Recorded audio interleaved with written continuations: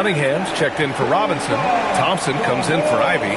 And Sasser subbed in for Levert. Brooklyn also changing it up. Claxton, he's checked in for Sharp. Highsmith comes in for Clowney.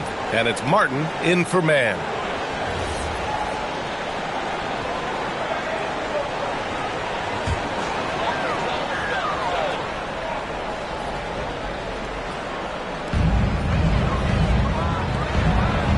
Sasser left side. Cunningham outside. Cunningham confident in his range. And Cunningham has to continue to improve his three-point shot. It's very important for his development. Nets trail by 6. Martin outside. Pass to Wilson. There's the triple. He buries it from 3. Wilson's got his first bucket of the game, and he's on the board for 3. Thompson outside. Detroit moving the ball around. Cunningham outside. Just 5 to shoot. Back to Sasser. The 3-ball. Rebounded by the Nets. Claxton's got 6 rebounds in the game. Surratt for 3. Thompson pulls it in. Can't get anything to go this period. Seems like he's hit a wall. Sasser can't hit. Nets trail by 3. Inside. Dunks it hard with one hand. Wow, he makes it look easy. Impressive one-hand slam right there, B.A. Man, as long as he's confident about it, I'm good with it. Maybe use 2 hands next time. He knows where he is. Here's Sasser. The Nets making their last shot. Holland for 3. That shot is off. The Nets have gotten 4 of their first 9 shots to go here in the second. Here's Surratt. Screen by Claxton. Fires from deep. And Claxton throws it down. His hang time on the rim puts a sweet cherry on top, B.A. It's a close game, and those displays of explosiveness can jumpstart a team. Detroit with the ball. The Nets making their last shot. Here's Cunningham. Ooh, assertive from Cunningham. Well, few descriptions more glowing than saying a player is clutch. What, in your opinion, Grant, enables a player to be that way? You know, B.A., it's about confidence and command. When you're able to process and execute under the pressure, both internal and external, that's when you have a chance to be clutch. Now here's Sasser. He's got 5. Pass to Cunningham. Brooklyn pulls it in. Claxton's got rebound number 8 now. Here's Highsmith. He's watched by Cunningham. It's Martin on the wing. Here's Surratt. Screen by Claxton. Highsmith. And Reed pulls it down. Reed's got his 5th rebound in this one. Thompson outside. Pass to Cunningham. Launches it. Oh, you can tell he's feeling it now. 10 of 14 from the field. I mean, he does everything on the floor. Cunningham always with max effort. And so the timeout by Jordi Fernandez here. He'll take the opportunity to regroup. They defeated Utah in their last game. And as a rule of thumb, the road can really test your team's depth. But they all stepped up and collectively produced a lot of points. Well, how about the job they got from their bench? That productivity was a major part of the outcome.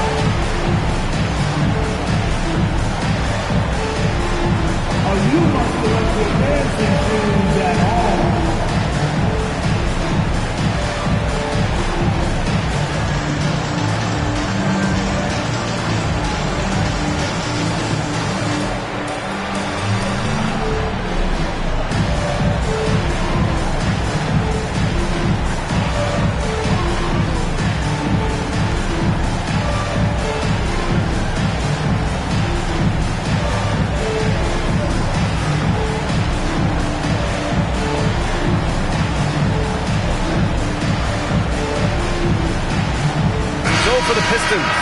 Stewart, he's checked in for Reed, and it's Duren in for Holland. Substitution on the floor.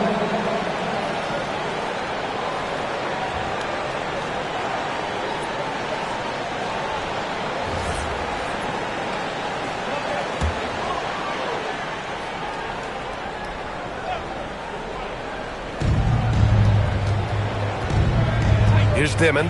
6 points for him. Pass to Claxton.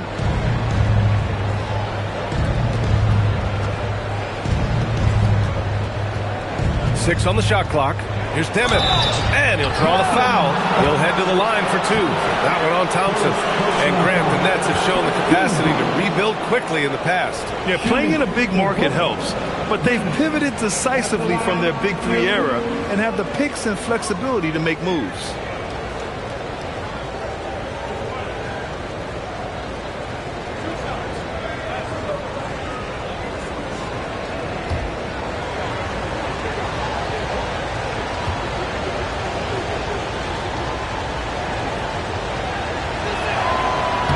And he knocks down the first one.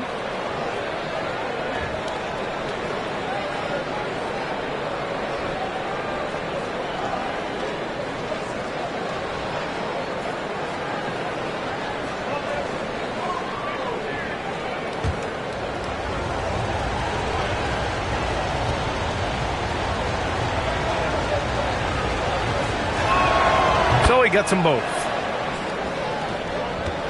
The Pistons leading. Cunningham outside. Back to Sasser. And there's a whistle. He'll head to the line to shoot two. Detroit shooting their first free throws of the night now. At the line for two, Sasser. Take a break. Take a break. 2 shots.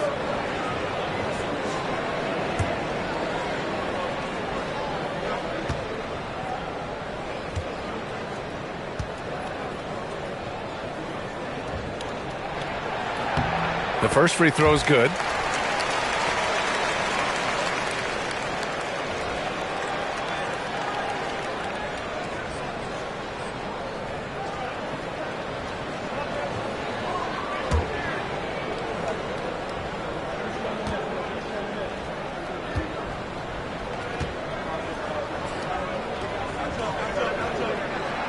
And that's good as he hits both shots.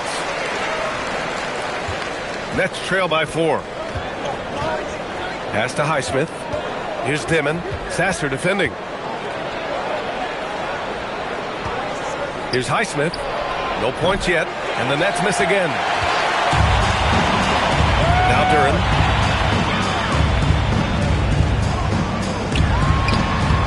Lays it up and banks it in. And the Pistons lead by 6. They're going to work inside. I like how confident Jalen is from this area. High post Claxton. He's against Stewart. Now here's Claxton. Stewart defends. Pass to Dimon. Takes the three. Detroit with a rebound. They held a 12-point lead earlier. Next up on the schedule, the Nuggets, a home game. It'll be the second game of 4 straight at home. Detroit moving the ball around to the paint. Three-pointer, Stewart. Oh, can't get it. Misses his first attempt. And the defense got away with one there. I mean, that's a shot he typically makes. Tries the spin move. Pass to Dimon. From downtown. Rebounded by the Pistons. Thompson's got 4 rebounds in the game. Started out strong from three-point land. Hit 2 in the first quarter, but he's gone dry since. Stewart, a screen on Martin. Thompson passes to Cunningham. The basket's good. Off the assist from Thompson. And now a 9-point Detroit lead. Lackluster defense, showing no desire to chase shooters off that line. And Jordi Fernandez wants a timeout. He might have seen something and needs to review with his guys.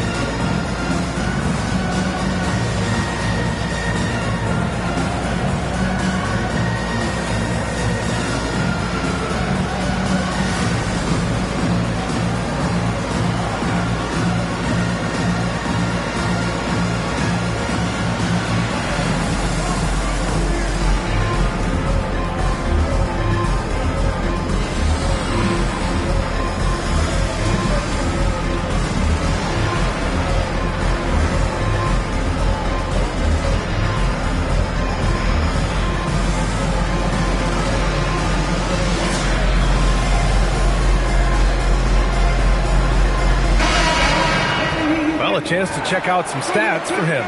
And over the last 5 games, his field goal percentage has increased. And you can make a case his confidence as well because of this.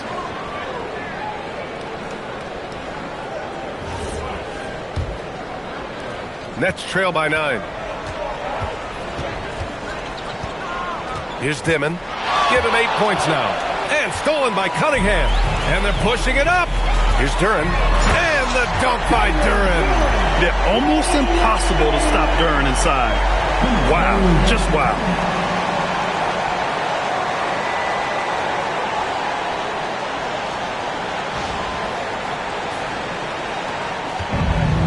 And they've been moving the ball really well tonight. Good things come to those who take good shots. Here's Highsmith. No made baskets yet. Randall. Another miss. Boy, they're in a funk right now. Here's Sasser. No good on the 3. Boy, the team doing pretty well despite his offensive struggles right now.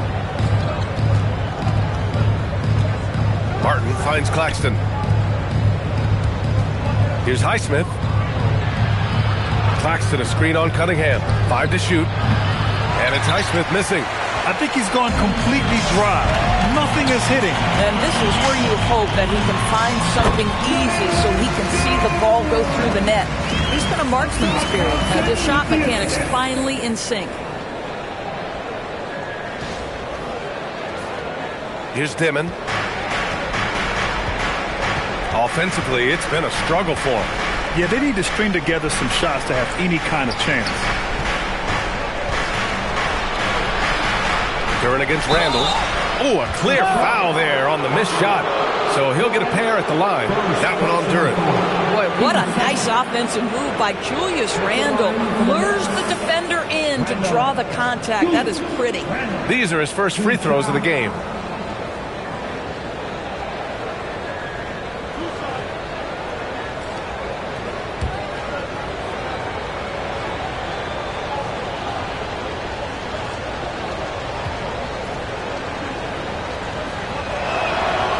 One's off. It seems to me Julius Randall improves every season, and the more responsibility he's given, it seems the better he performs.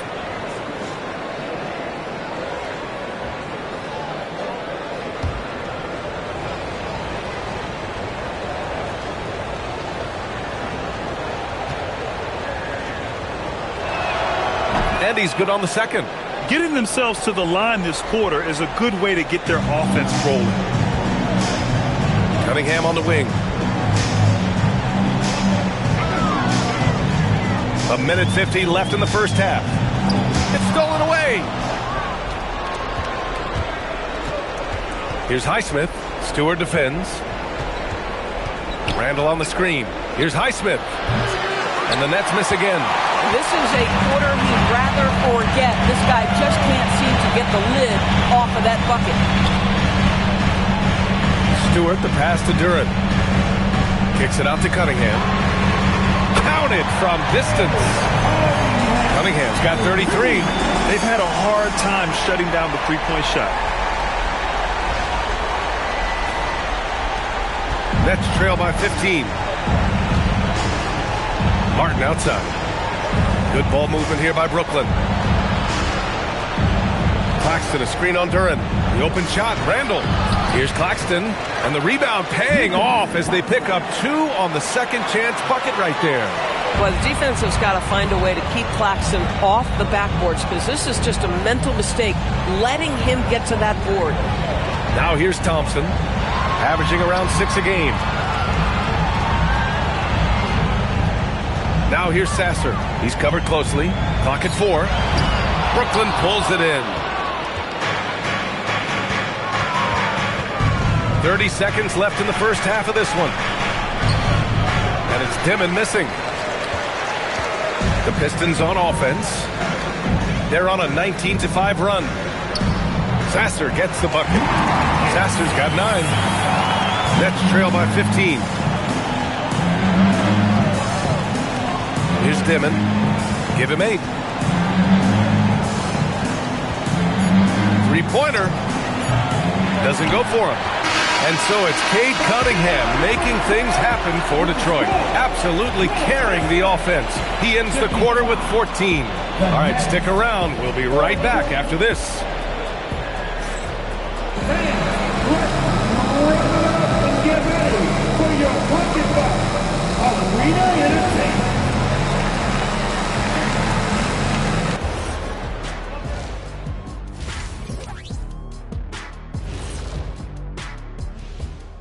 Hey everybody, nothing like a little trade news to perk up your day.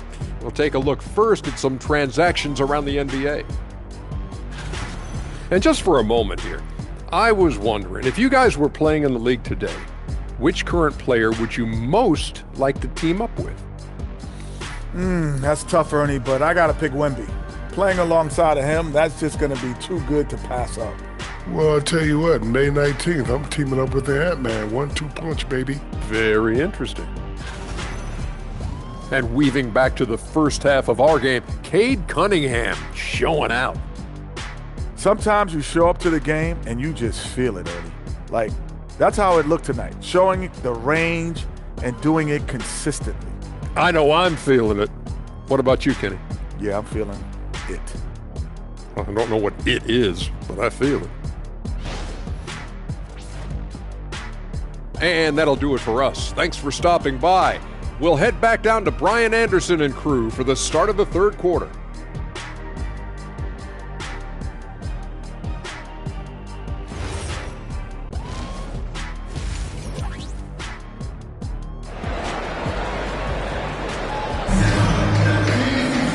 And with the second half upon us, we'll find out if this game becomes the rout that it's threatening to be. You look at Cade Cunningham in this game. He has been everywhere. Well, if he's hit threes like he did in the first half, he's going to have a monster night. What I love is they've continued to feed this guy, ride the hot hand until the defense does something about it.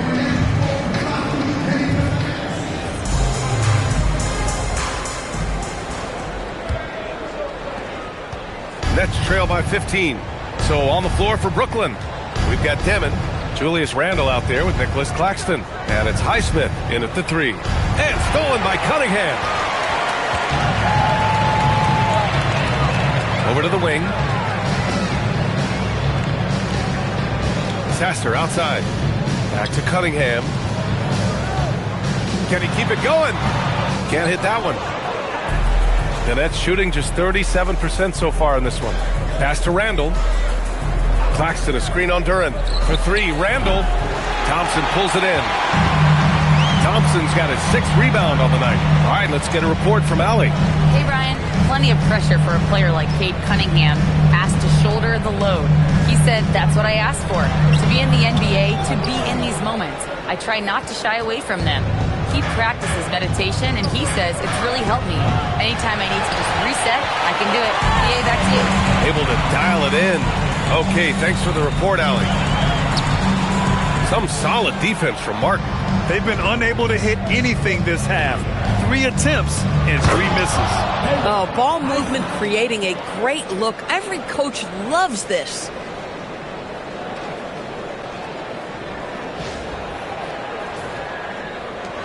First minute and a half of basketball played here in the third quarter. Thompson outside. Pass to Duren. There's Cunningham with a three. Rebound Brooklyn. Wow, another empty possession out of the gates. 0 for 4 in this half. Brutal. Here's Demon. The three. The rebound by Stewart. Since halftime, they've missed 3 of their first 4 shots. Still trying to get their legs under them. Sasser, right side. The shot's good. Sasser's got 11 points. That's unselfish basketball. Opted to pass up his own shot and dish to a teammate instead. Nets trail by 15. They've been having major problems offensively. Definitely in a bit of a dry spell. Pass to Highsmith. Randle outside. 6 to shoot. Here's Highsmith. Lets it go from deep.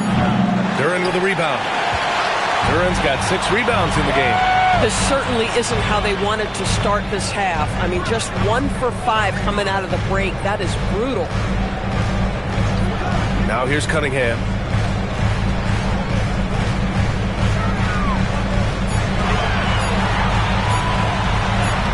Count it.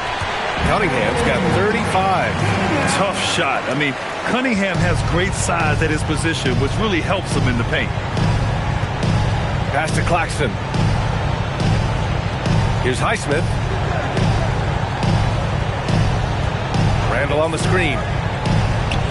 From behind the arc. And Cunningham pulls it down. Nice rebound. Trying to match the other team's intensity right now.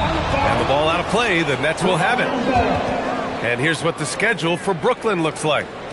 On Tuesday, they'll be taking on Luka Doncic and the Los Angeles Lakers. Then on Thursday, they'll begin a road trip starting in Orlando, going up against the Magic. And you know, for that matchup with the Bulls, that's one that could easily go either way. A few mistakes could be the difference. I expect it to be a fun one. Now here's Claxton. He's got 10.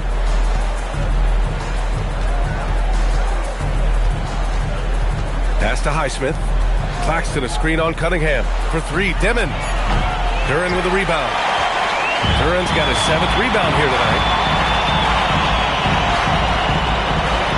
And here is Thompson. Cunningham outside.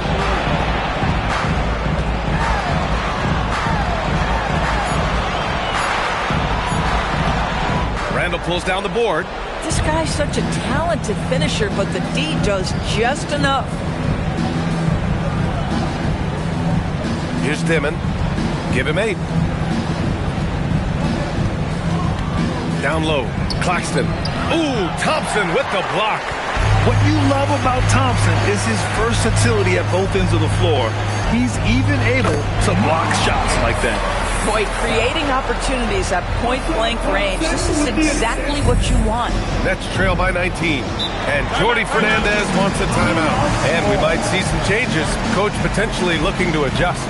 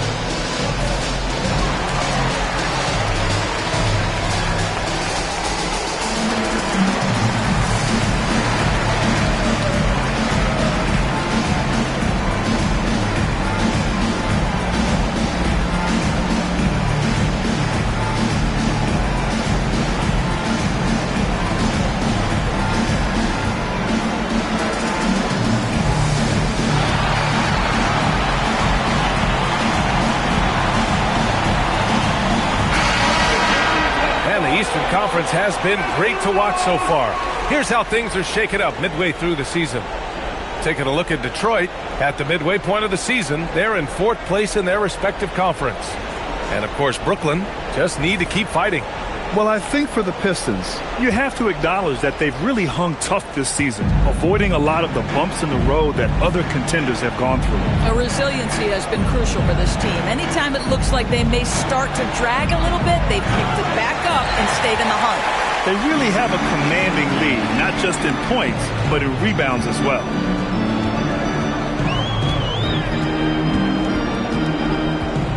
Pass to Cunningham.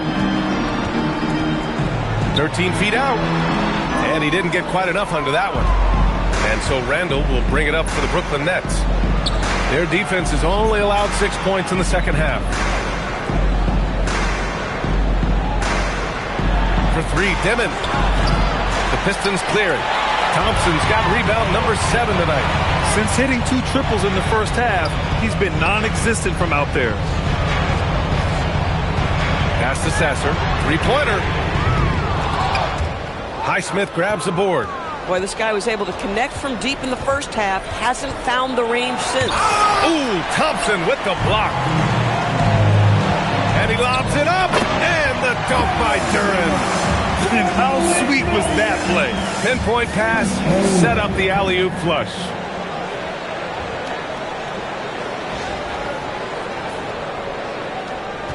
Nets trail by 21. They need something good to happen here. Yeah, they've gone way too long without a score. To the left wing. Randall on the screen. Here's Demon. And he hits the jumper. Well, he's been waiting a while for that one. Just 1 of 6 this quarter.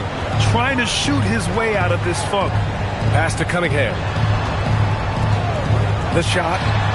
Cans it with nobody near him. Cunningham's got 4 points this quarter. I just love the ball move. Here's Highsmith. For 3, Randall. The rebound by Stewart. Stewart's got 9 rebounds in the game. Boy, he's getting it done. Duren, no good. Nets trail by 21. Randall outside. Here's Dimon, defended by Thompson. Claxton a screen on Cunningham. And it's Highsmith missing. You kind of wonder where his head's at. The shot selection hasn't been there. And, of course, that one was just crazy. Inside with the 10-footer. The rebound by the Nets. Claxton's got 13 rebounds in the game. Glass eating. Randall outside. Pass to Dimon from outside the arc. The Pistons clear it. He just keeps firing from distance. I know he's trying to heat up, but at what cost? And the dunk by Duren. Great job setting him up. The timing of the pass was key. What do you say?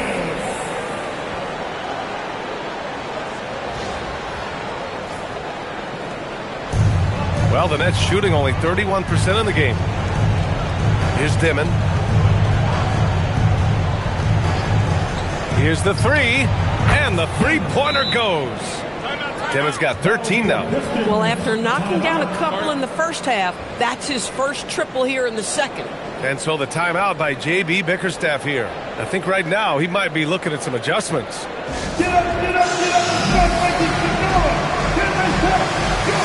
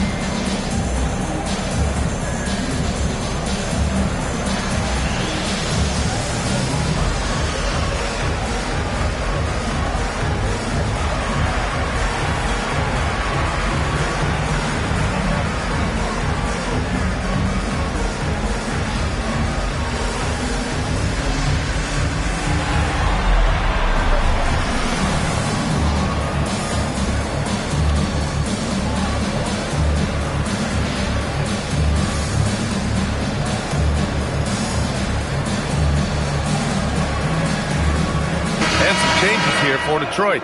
Reed comes in for Stewart, and Ivy subbed in for Cunningham. Brooklyn also changing it up. Sharp comes in for Claxton, and Wilson is subbed in for Randall.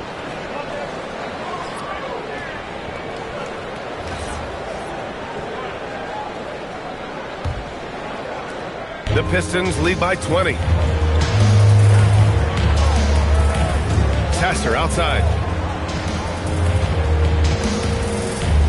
Shoots over Demon. Ivy outside.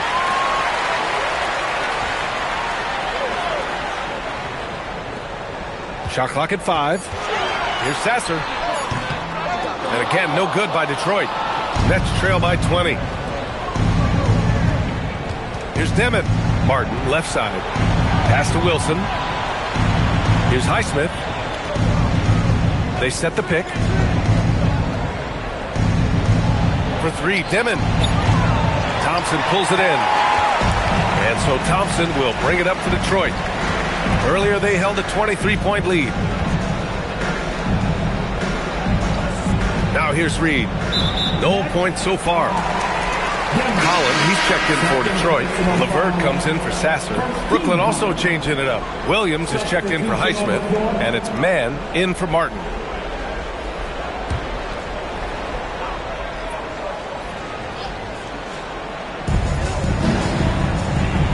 Detroit moving the ball around.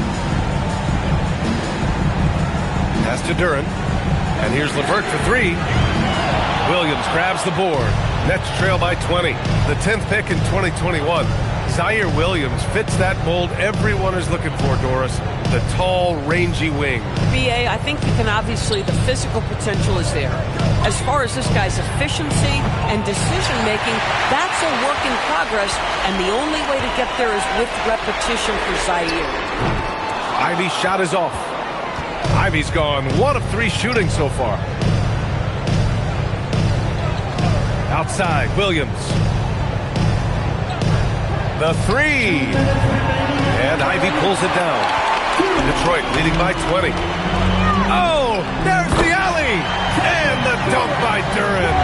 And I'll tell you what, that's what being unselfish is all about. Ivey finding the open man. Pass to Wilson. Sharp with it. He's against Reed. Outside man. Down to 5 on the shot clock. And it's Dimon missing. This has not been his best quarter. And you know what? They keep calling his number, and they're simply trying to get him out of this funk. Now here's LeVert. Still without a bucket. Good. And Jalen is just taking over in this one. This is how lethal of a player he can be. Here's Williams. Rebound Detroit. 1:03 left in the third quarter. Pass to Ivey. From the arc. Sharp grabs the miss. Sharp's got rebound number 5 here tonight. Here's Dimon. And again, it's the Nets missing. Detroit shooting at 45% of the game so far. LeVert passes to Reed. Ivey outside. Picked by Reed. He puts up a 3. Nails it from 3. He drops yet another dive. Just facilitating this offense like a maestro. 17 seconds left to play in the third. Here's Dimon. He's got 13. Sharp a screen on LeVert. Williams from long range. On target from range. Williams has gotten himself going with a triple. His first basket of the game. At the end of the third quarter, a huge lead. This one may have already been decided.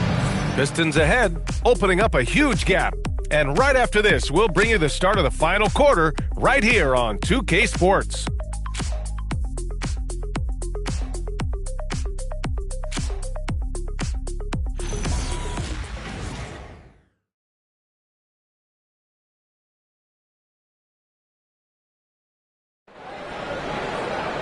Well, there may not be a lot of drama down the stretch as we head into the fourth quarter, but stranger things have happened.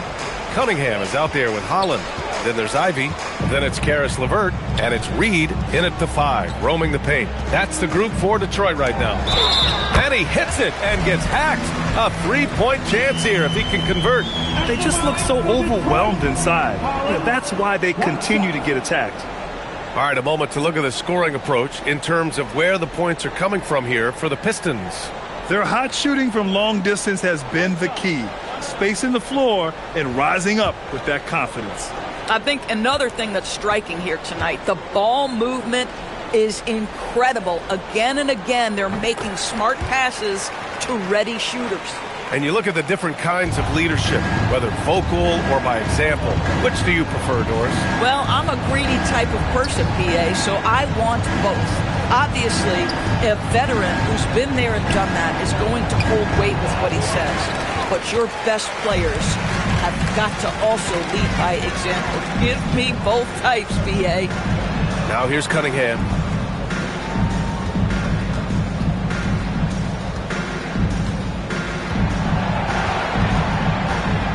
LeVert outside from behind the arc. Brooklyn pulls it in. Claxton's. I'll tell you, this is not a game he'll want to individually remember, but they are positioned to close this thing out. He gets it in there. The value of good ball movement isn't lost on this squad. Now here's LeVert. Cunningham outside. Count the basket. Cunningham's got 39. And I love the energy from Cunningham inside, pushing to get the bucket. Screen by Claxton. And he lobs it up top. Powell passes to Claxton. And even from where we're sitting, you could clearly tell it was a foul. First personal foul. First team foul. At the line for the Nets, Claxton, Nicholas Claxton. 2 shots. Shoot 2.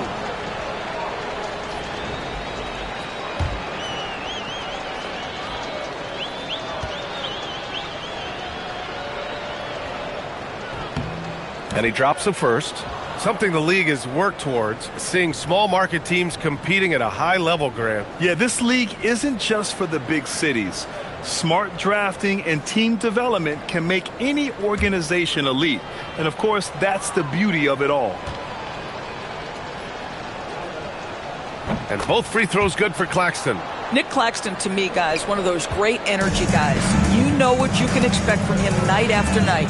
Incredible effort defensively, shot blocking, and a vertical threat at the rim on the offensive end. The shot by LeVert, no good. And here's Powell. He'll bring it up for Brooklyn. Left side man. Back to Powell from deep. It's a three-pointer. Boy, certainly looked like the defense was okay, letting him shoot from 3. But let's remember, he can hit some of these. Pass to Holland. LeVert outside. Shoots over Saraf. And again, it's Detroit. Now, there's a reason Karis LeVert shoots well from the field. This guy is great at picking great opportunities. There's a screen. Here's Saraf. Shot from the low post is good. He picks the exact right moment to get himself a clear line to the basket. LeVert outside. Pass to Cunningham. The 3. Powell pulls it in. In the first half, he was on fire from range, but he hasn't knocked one down since. Well, one thing fans always have opinions about is NBA officiating. Listen, I'm going to let the fans go crazy. What I recognize is officiating is one of the toughest jobs in the world. This game moves so quickly. They are making decisions in real time at sometimes very difficult angles. I am here to support the officials all the way. Now here's LeVert. Detroit needs to get off a shot. It's Cunningham with a drive. He hits it just before the shot clock expires. Deep into the game, you rely on players like him to keep delivering. Listen, at this point, keep feeding Nick Claxton because right now his confidence is surging. Detroit leading by 22. And the timeout called here by J.B. Bickerstaff. He wants to make sure they're purposeful with the game plan.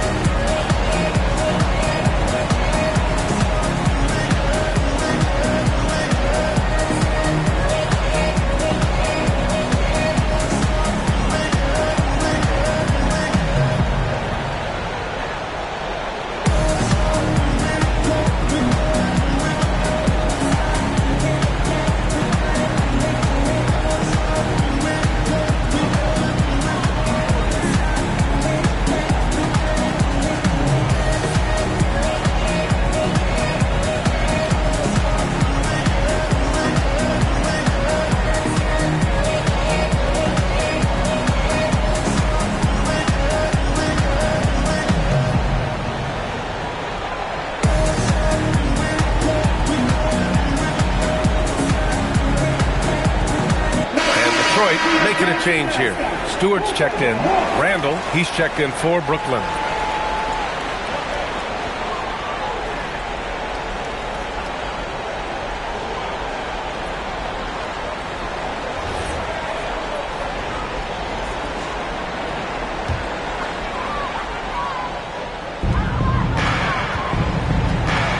LeVert outside. Oh, he tries a three. Brooklyn with the board.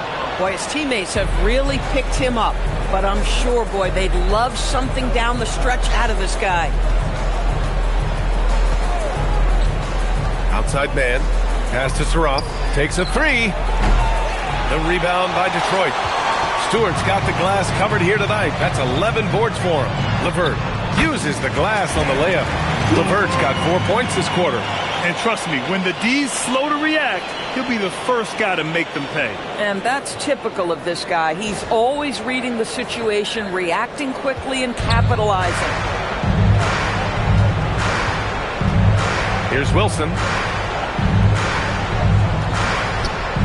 Randall inside.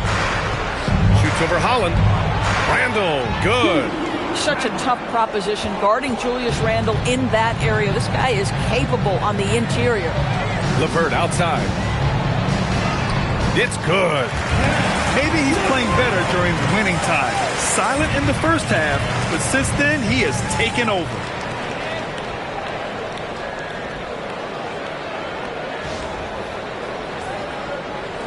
Man with it.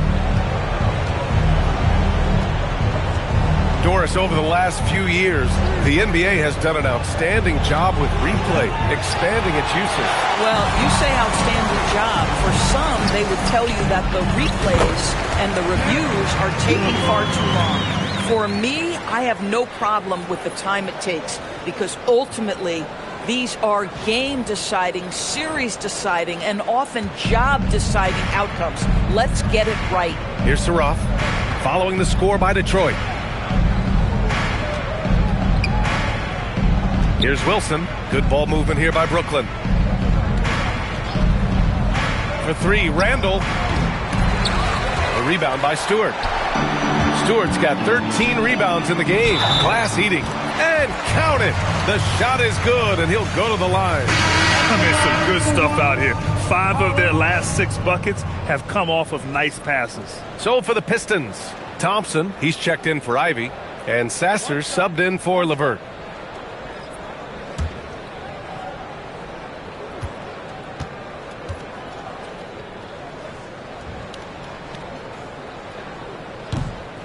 There are usually 1 or 2 mid-season coaching changes in the NBA every year. Can those energize the team, Grant? You know, B.A., we've seen it give teams a boost in the past, but only on occasion. Usually it's a last-ditch effort in a doomed season or simply just turning the page. Gotta fight harder to get over those screens. You know, we see this all the time. You're basically, as a defender, hoping the man misses rather than putting in the work to get over screens. Now here's Cunningham. Holland for 3. And it's Martin with the rebound. Martin's got 4 rebounds now. And it's Highsmith missing. And so Thompson will bring it up for the Pistons. Here's Holland. Yes, and a nice assist from Thompson. Thompson's got 4 assists in the game. Pass to Claxton. Here's Highsmith. Randall outside. Now here's Claxton. 4 on the clock. Here's Highsmith. That three's off the mark. And here's Cunningham. Here's Holland. Thompson, a screen on Randall. Holland for 3. Rebound Brooklyn. Martin's got 5 rebounds in the game. Pass to Randall. Fires from deep. The rebound by Detroit. Stewart's got his 16th rebound on the night. Here's Holland. Laid it in with a nice touch off the window. Holland's got 10 points in just the second half. And force-feeding the ball inside. I mean, no reason to go away from what's working.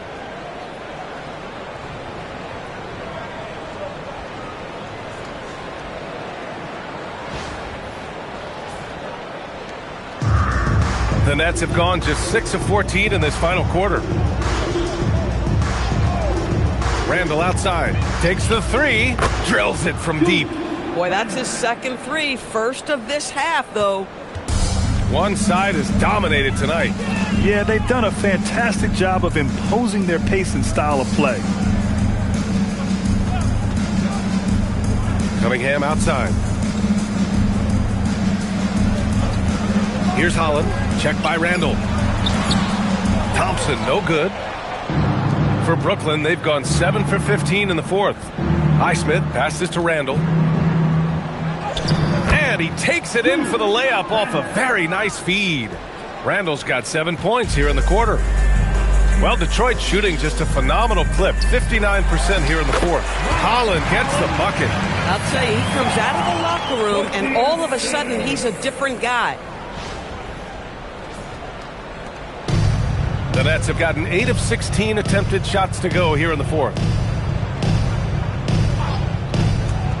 Randall deciding where to go with it. Three-pointer off the mark. And they're up considerably because of their efforts on the glass. Pass to Thompson. Back to Sasser. Cunningham outside. 5 to shoot. The 15-footer. Randall pulls down the board. And Brooklyn shooting 47% since the fourth quarter started. Let's go with a three. Randall with another miss. He continues to let it fly, but the makes have been few and far between. Sasser outside. And they call an illegal screen here. Grant, you're involved with helping the NBA grow the game globally. How important are those initiatives? You know, BA, it's very important to watch how the game has grown over the last 30 years that I've been connected with the NBA. Is quite staggering, but there's more work to be done. So every initiative, every appearance, every camp, every game is so vitally important as we continue to spread the game of basketball all over the world. Here's Dimon, the three ball. And Reed pulls it down. Boy, not looking sharp at all here in the second half, but it hasn't deterred him one bit. To the inside.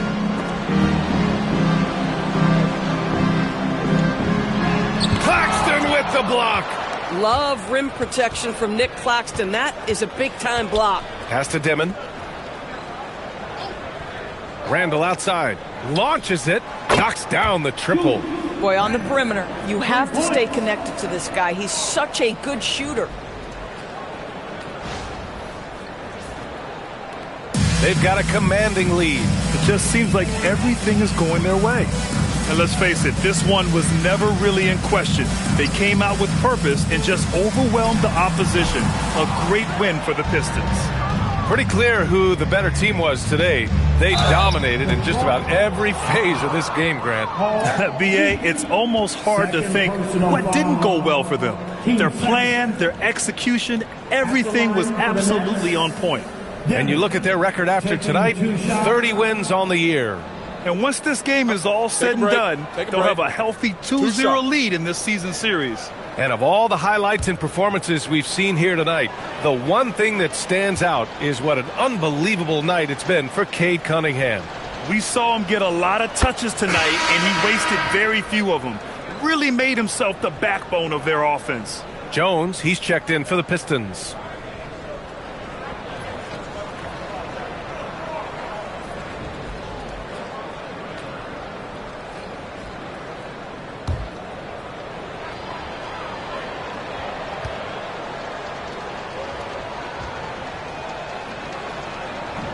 He's off on the second, and with the introduction of the NBA Cup, the regular season schedule is more packed than ever. You know what, B.A.? Many constituents in this game believe the regular season schedule should top out at 72 games. This is something the commissioner broached back when he introduced the Cup. Not necessarily 72, just that there could be a reduction. But there's too much money at stake. I don't believe this will ever happen. And here's Detroit. Ivy outside. Pass to Robinson. Yep, that one goes. Their home crowd has energized them all game. Now they're closing it out. Well, for all intents and purposes, this game is over. Just a matter of time here. Here's Dimon. Randall outside. To the paint. Here's Claxton. And Claxton throws it down. Well, there's a versatility that allows Julius Randle to play in pick and roll. Pretty pass to set up his teammate. And Detroit has possession. They can simply hold on to the ball here. No question, B.A. They deserve the win. Outside Jones. Drains the triple. Showing us that killer instinct right now. No letting the foot off the gas for them. And you want to save your best for last. Tonight, they've done that and then some. So we see the Pistons taking the W here, showing that they're the far superior team. They win it going away. I'll tell you what, give it up for their fans. They love to watch this team dominate. You best believe they're all going home happy tonight. And that about wraps it up. For Doris Burke, Allie LaForce, and Grant Hill, and all of our crew, this is Brian Anderson thanking you for watching this 2K Sports presentation of the NBA. And time now to introduce our player of the game, Cade Cunningham.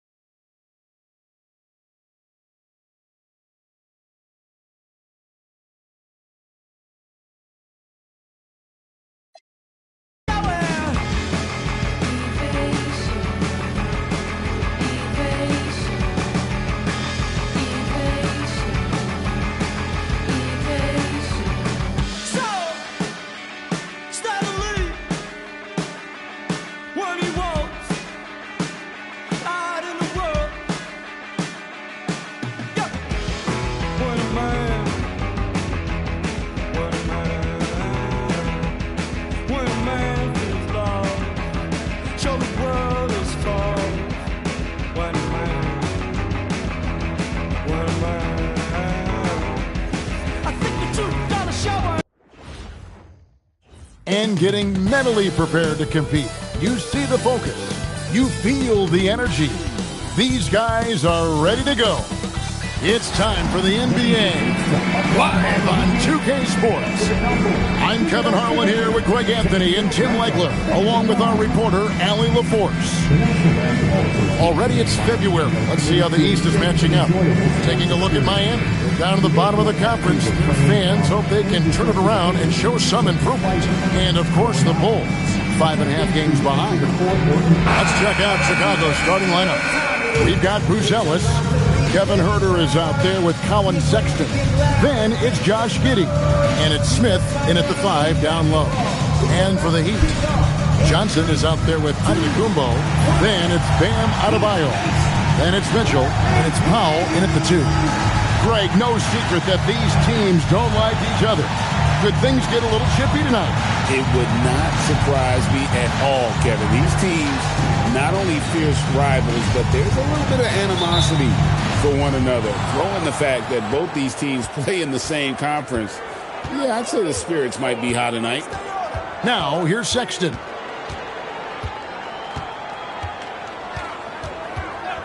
From the arc, Giannis grabs the miss. Last game for the Heat, they picked up the win against the Bulls. Driving inside.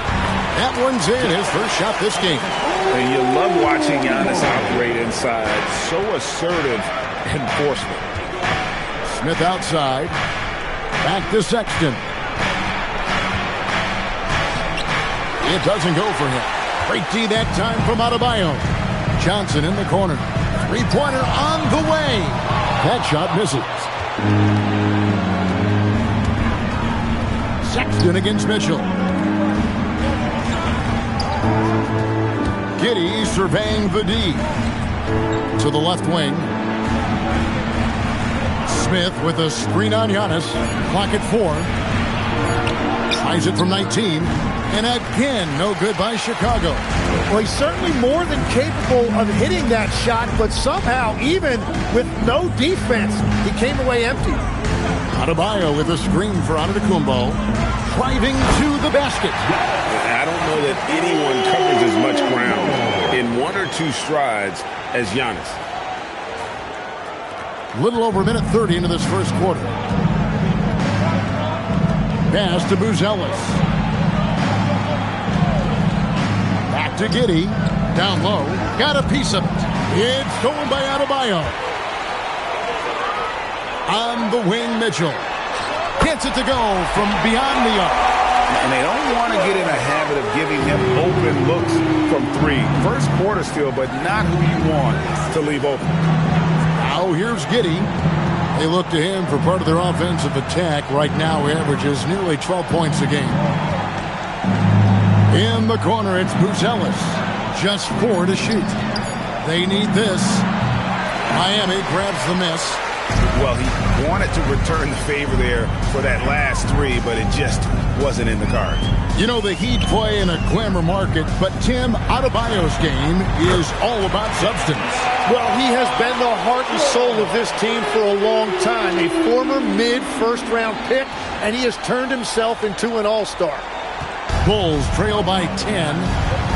And Billy Donovan wants a timeout. He's going to take a minute here to get things straightened out. And doesn't like how things are going right now. Yeah, no choice there but to burn a timeout. You've got to talk it over, regroup, and hope your opponent cools off a little bit.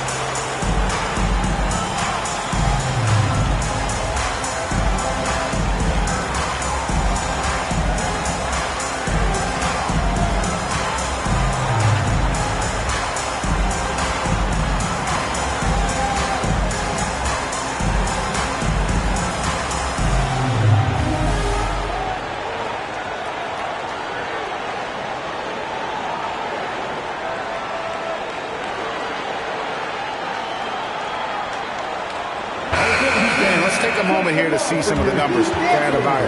Averaging around 26 points per, 12 rebounds, and 3 assists. And you look at the numbers he's been putting up, fantastic scoring production from him. Well, they have leaned on him offensively, and he has provided points pretty much every time they've needed him.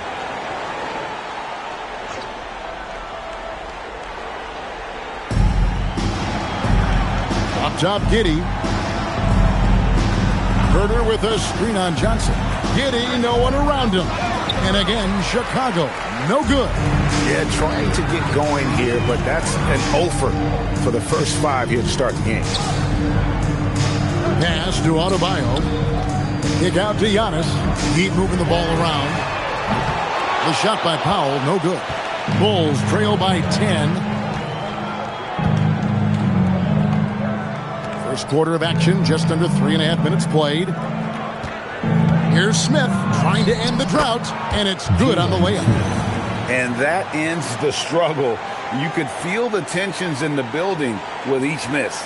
Well, you need to have a short-term memory. You can't worry about the shots that didn't go in.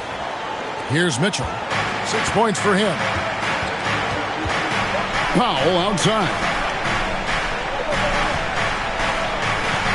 Mitchell outside. Johnson with a screen on Sexton. The shot by Mitchell, no good. Chicago's gone 0-3 from three-point land. Nothing yet going outside.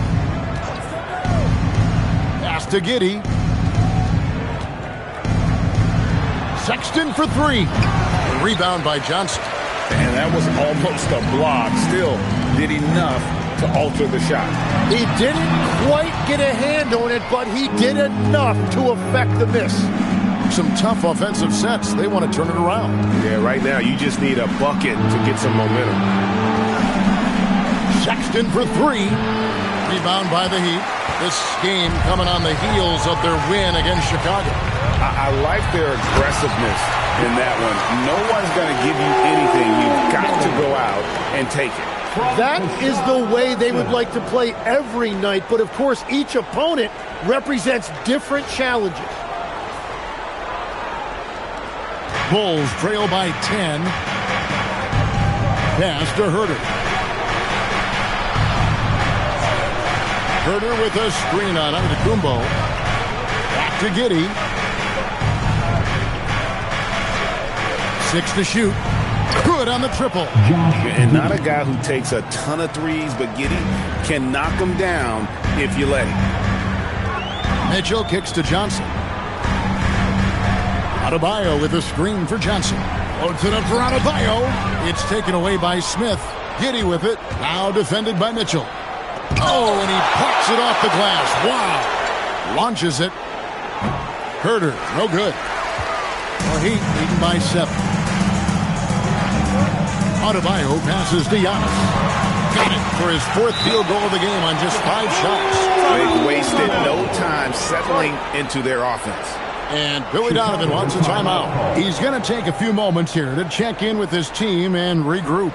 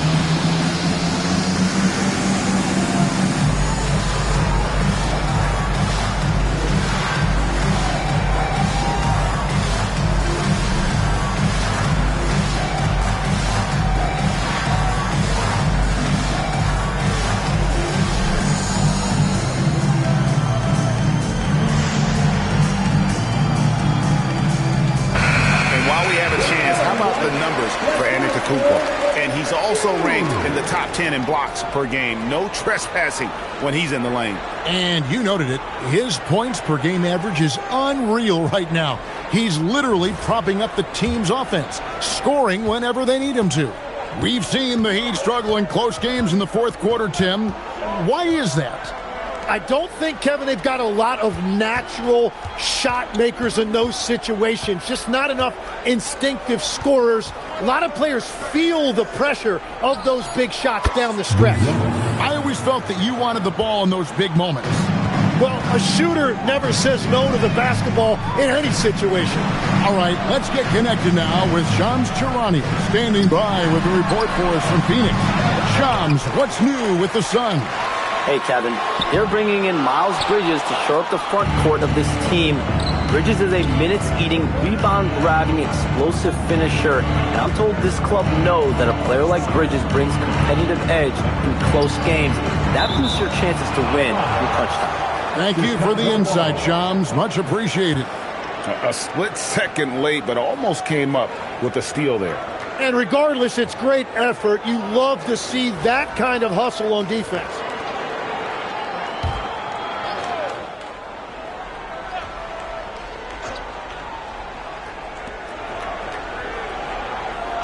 Now, Giddey, 5 to shoot. Chicago needs to get off a shot here. And they've had chances to score inside, just unable to convert. They've been beating them to a lot of those loose balls and rebounds here to start. Mitchell kicks to Powell. Mitchell with it. Guarded now by Sexton. Antetokounmpo. That's a two-pointer. Makes no mistake on the open jump shot. Antetokounmpo's got 10. His efficiency throughout this game has really been something, and his team has been able to succeed in large part because of it. Now here's Giddey. Smith with a screen on Johnson. Giddey, his three-pointers off the mark. And so Antetokounmpo will bring it up for the Heat. 9-point game. Good ball movement here by Miami. Adebayo with a screen for Antetokounmpo. And there's the drive. It's stolen by Buzelis. Johnson against Giddey. Pass to Herter. Here's Buzelis. And again, no good by Chicago. The shooting numbers just aren't there yet in the quarter. It's stolen by Buzelis. And here is Giddey.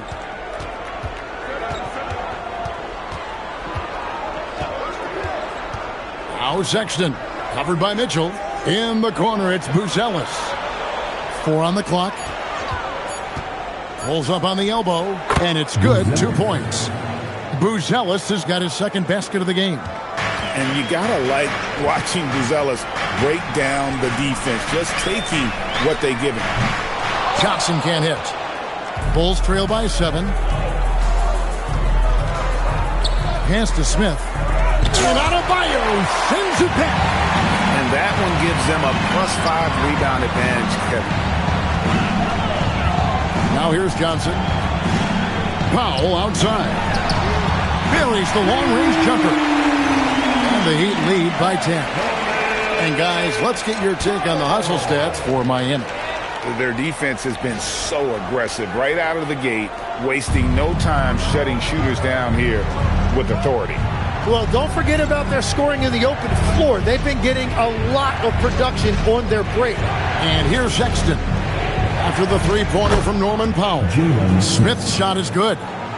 And they know for next time, don't let him establish position down low. Well, you have to force a scorer away from his favorite place on the floor. In this case, you have to push him out or deny him the ball. And here are the Heat now. The Bulls getting the bucket. For 3, Mitchell. And the Heat, another 3. Yeah, that's back-to-back threes. The D just seems to be slacking off a little bit. Here's Giddey. He's coming off a 10-point game against Miami.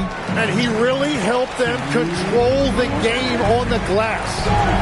Now here's Powell. They lead by 11. Count the basket. And the defense looks soft early on. They've got to summon up a little more sense of urgency. Let's check in now with our Allie LaForce, who's got a story for us. Allie? Hey, guys. The Miami Heat said Coach Eric Spoelstra talked about their approach, and he said, you got to try to take control of the game, set the tone, and play consistently throughout. Everybody's trying to do the same thing.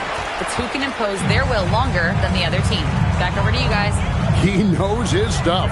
All right, Allie, thank you for the report. Now Powell, after Colin Sexton's three-pointer that didn't go.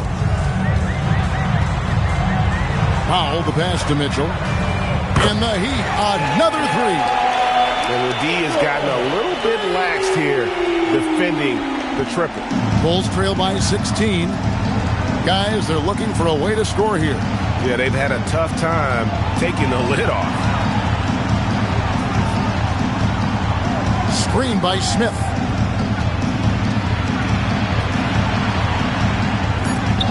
And Adebayo sends it back. And that's what you can always count on from Bam. He is ready to turn away any chance at the rim. Johnson sets the screen for Antetokounmpo. No good on that one. And on the glass so far, it hadn't even been close. Outside, Sexton. 15 seconds left in the first. Now here's Giddey. Smith with a screen on Johnson. Offensive rebound. Smith's shot is good. Smith's got 6 points. Well, when you grab the offensive rebound, you're already right there at the rim. It makes the putback that much easier. And as the first quarter wraps up, already a double-digit lead. Miami ahead. They lead by 14. Live from Miami, you're watching 2K Sports.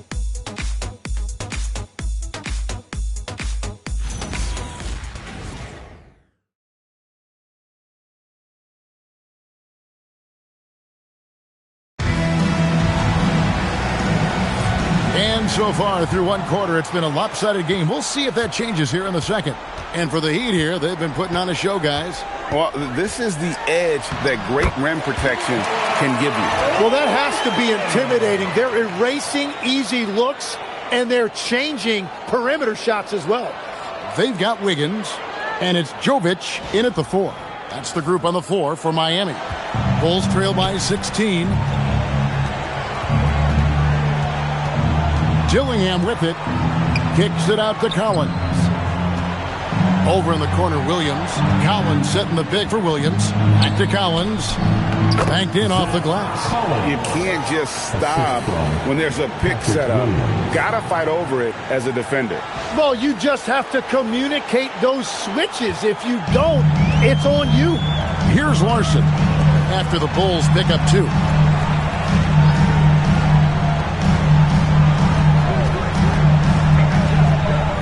To the inside. Stolen by Collins. Here's Dillingham. And it's Bouye with the rebound. Defense did just enough to force that miss. I really expected him to get 2 there. Pass to Larson. There's the pick. Takes the 3. Collins grabs the miss. Bulls trail by 14. Williams looking around. Good on the baseline, Jay. Looking for a little extra style points right there with the fadeaway. Here's Bouye. Still without a basket. Floats it up for Wiggins. And it's Wiggins with the jam. Well, just throw it up there anywhere, and Wiggins will go get it.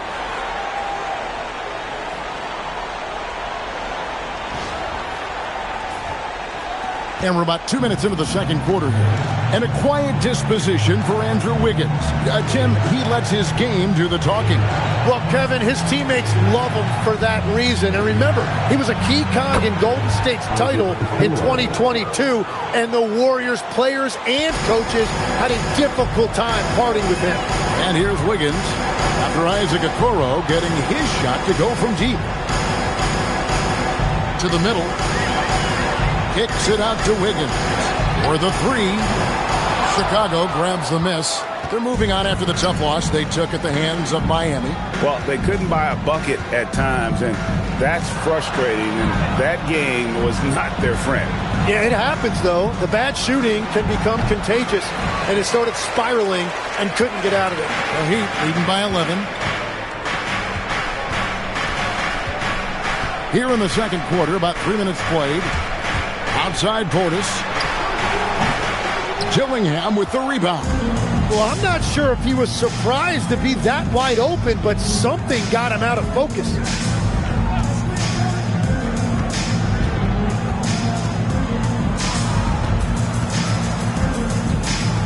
Just 5 to shoot. Shoots the 3. It's rebounded by Jovic. And they've got a big lead, not just on the scoreboard, but really in the rebounding numbers as well. Pass to Larson. Here's Bouye. Fires for 3. Misses that one. He's 0 for 1 from the floor. I'm shocked that didn't turn into 3 points. I mean, he makes you pay on those nearly every time. And here's Collins. And Collins gets double teamed. Some nice ball movement by the Bulls. Williams with a clean look, and again, Chicago. No good. Here's Bouye. Scoreless thus far. Here's Larson. Good on the three-point shot. And the Heat lead by 14. In this era of the NBA, you just can't let guys have good looks from the 3. Pretty much everyone in this league can make you pay. Here's Dillingham. Pass to Collins. Now Dillingham, and the layup is good. Dillingham's got his first basket of the night. And they've done well at taking advantage of some late defensive rotations and getting the ball in the paint. Here's Bouye, and so Eric Spoelstra will call a timeout. He's going to take this chance to talk to his guys. Every so often, Tim, you heard the term defensive anchor. What defines one in the way you look at the game? Well, I think it's that player that's on the back line, protecting the rim, but also able to see the entire floor. That is where your best communicator often resides. How did you grade your defensive abilities when you played? I battled, Kevin. You're going to have to kill me to stop me. That's the way I looked at it.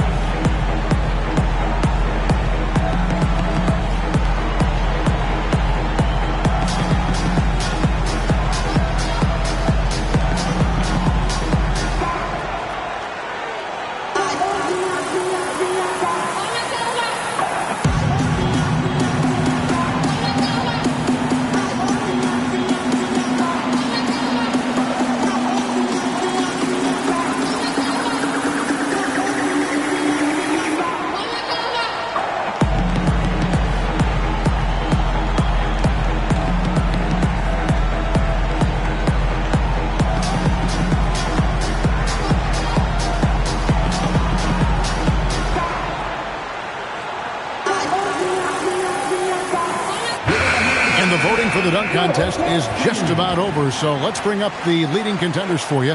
Boy, with the players on this list, you know this year's contest is going to be a fun one.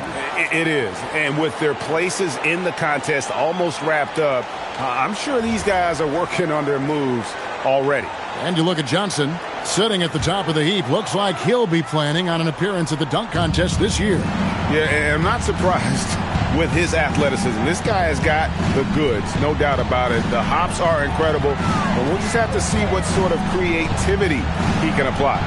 And the list of participants is going to be final soon, so we'll be sure to keep you posted. This year's dunk contest should be a very special one. And every year it seems we see something in the dunk contest that we've never seen before, and I don't think this year will be any different. And it's the Bulls with the ball. After the three-pointer from Norman Powell. Back to Giddey. Tried to come right back with the three of his own, but it's no good. Just a solid performance on the interior. The rebounding has been off the charts. Powell finds Giannis. Fouled in the act of shooting. Gets the bucket anyway, so a three-point play chance for him. Just simply overpowers the defense. Giannis flexing that near 7-foot frame. Miami shooting their first free throw of the night. And they've been mediocre all season long, just about 72% from the line. One shot.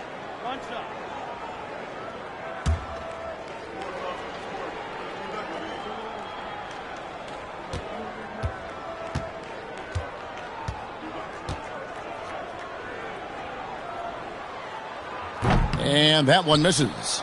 And, Greg, the Bulls have said they're leaning towards building with depth, saying that star teams are more vulnerable to injury. Well, they don't yet have a bona fide big-time star on this roster, so if you ask me, that might be a case of sour grapes. Here's Mitchell. 12 points for him. Powell outside. Giannis left side. No good on the three. And so it's Giddey with it. He brings it up for the Chicago Bulls. Down by 15. Pass to Buzelis. Screen by Smith. Inside. And the bucket is good. Three-point play chance here for him. And, guys, they continue to put a lot of pressure on the interior defenders with their work down low. And he's got his first chance at the line here. At 74%, so-so. He probably wouldn't mind seeing it a little bit higher.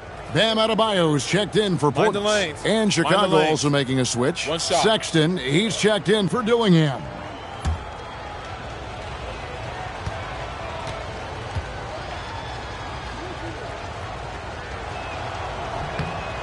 And, Greg, while they need more star talent, the Bulls have had only one top 5 pick in the last 17 seasons. Yeah, it's like being on the treadmill of mediocrity, right? When that's the case, you've got to outperform your draft position. They've had some good picks in that time, but really no all-star. And credit the screen for giving him the space he needed to get to the rim. For sure, GA allows him to come in with the sledgehammer. Yeah, it's the power of the two-man game. After all these years, it's still the most difficult set to defend. It's a +5 advantage for them in rebounding after that one. And it's in there. Antetokounmpo's got 16 points. And Billy Donovan wants a timeout. He's ready to talk things through with the Bulls. For your crew.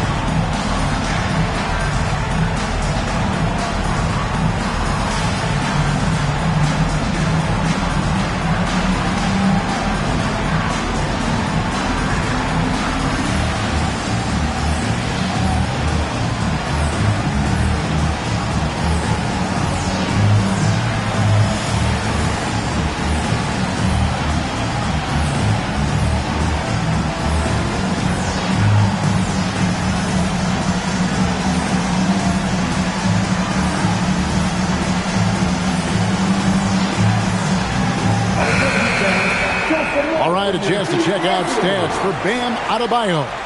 And he's fallen out of favor a little bit in their offense, at least compared to how he was being used earlier in the season. His usage percentage is down over the past 5 games. Maybe he'll be more involved here tonight. And here's Sexton. 14 points from him the last game against the Heat in Miami. Pass to Giddey. Fires from deep. It's Adebayo with the rebound. Adebayo's got his 7th rebound here tonight. Mitchell finds Johnson. And Adebayo throws it down. Just beautiful teamwork right there. Adebayo with perfect timing on that jump.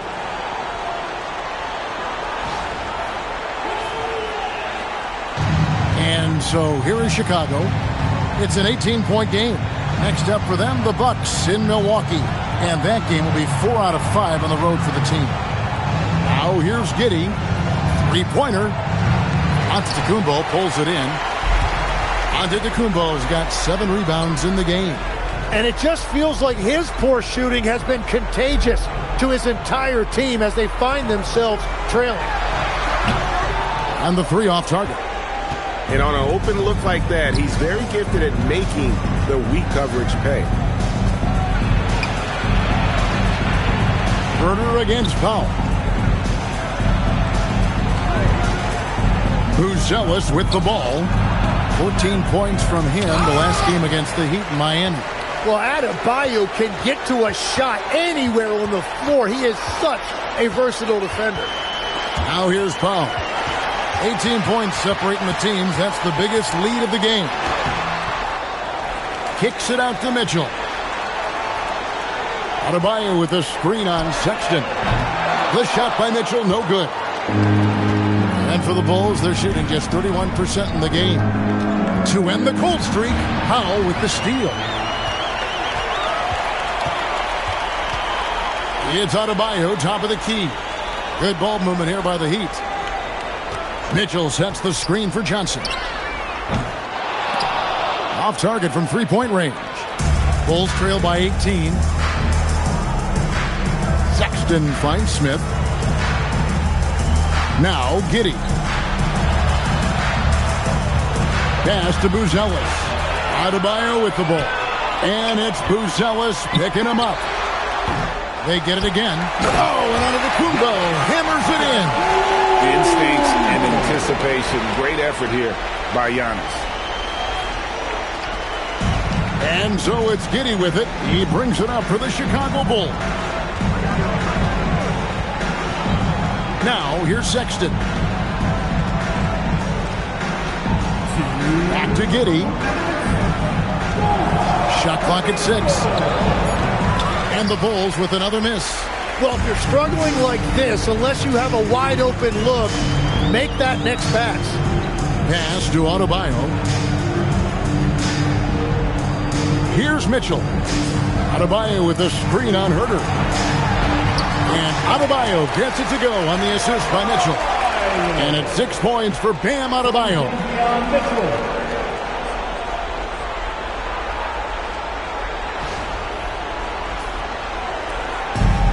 The Bulls shooting 35% so far in the second. They need to move the ball around more and find better looks. Now here's Giddey. In the corner, it's Buzelis. 4 on the shot clock. Over Giannis. And he can't stop the run as he misses. All the energy is on the other side right now. And unreal. Well-rounded effort, and they show no signs of letting up. And because of that, this one looks like a bit of a mismatch. And that's a great look at that slam from our AT&T Connected Cam. They need a good offensive possession. Yeah, they've gone a long time without a bucket. Pass to Giddey. Now here is Smith. He's guarded by Adebayo. And last season, the Heat trading away Jimmy Butler. Tim, that ended a memorable stretch with some terrific wins. Yeah, playoff Jimmy emerged in South Beach, a trip to the finals in 2020 as a 5 seed, and again in 2023 as an 8 seed. Underdog runs that highlighted this team's competitive will.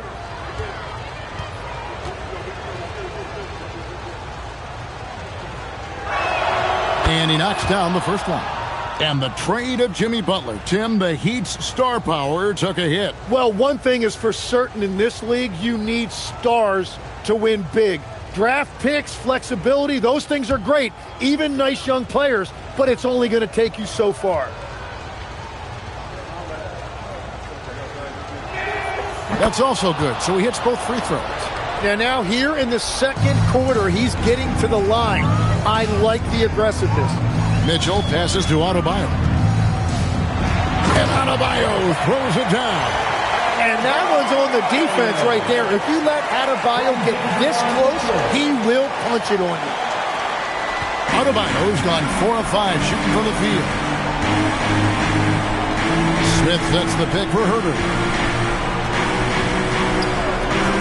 It's up a 3. And it's Miami with the rebound. Adebayo's got 9 rebounds in the game, getting it done. No other way to put it. Just a poor shooting performance for him. But luckily, his teammates have picked up the slack. Here's Sexton. And out of bounds as the Heat gain possession. Not sure what exactly happened there. It didn't look like they were on the same page. And another look at that last play with the AT&T Connected Cam.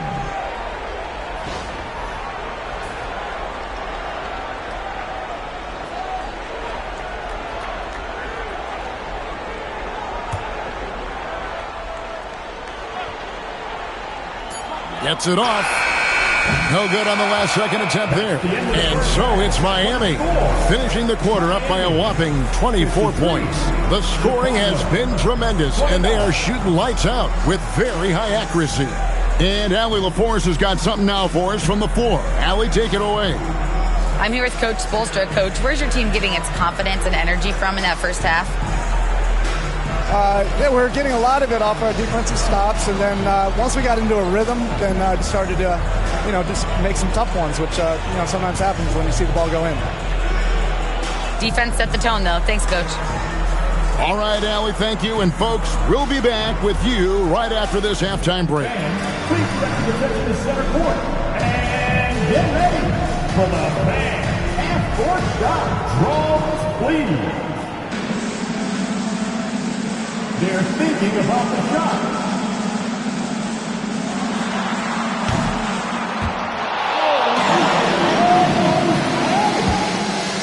One more time.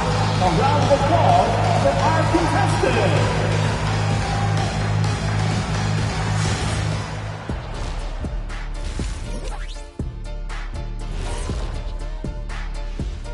Howdy, folks. I know you've all been clamoring to find out how the Rookie of the Year race is looking, and we are not letting you down.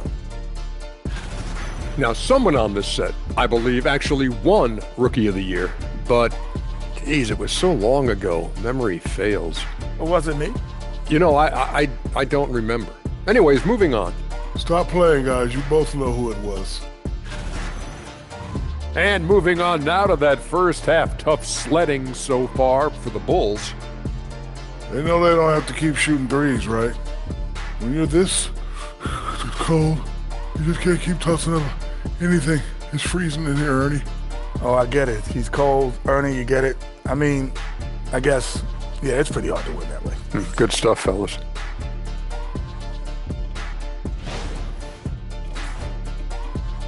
And that is it for halftime, folks. It is back to Kevin Harlan and the crew for the second half.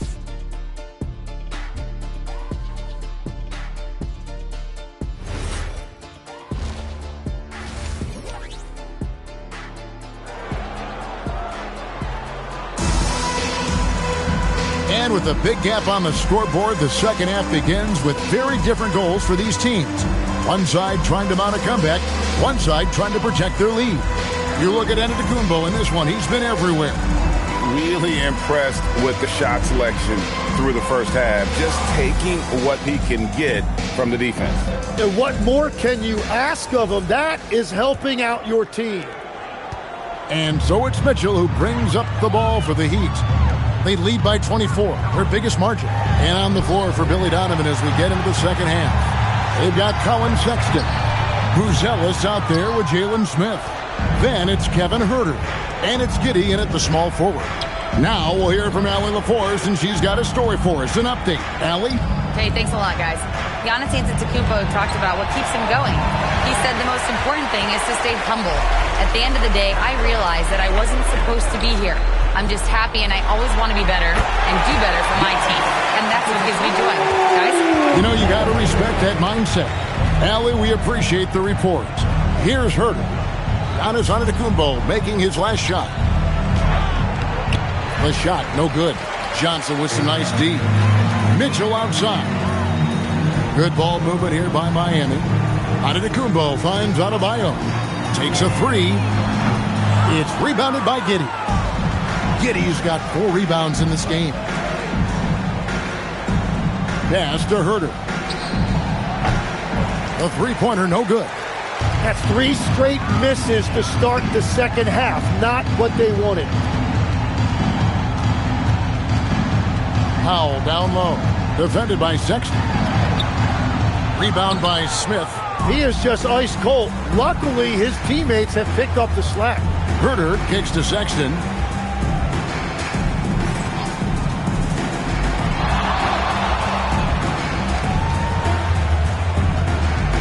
Shot clock at 5. Rebound by the Heat. Adebayo's got the glass covered here tonight. 11 boards for him. Still searching for his first bucket of the night. He is struggling, and so is his team. Now here's Brown. He has 6.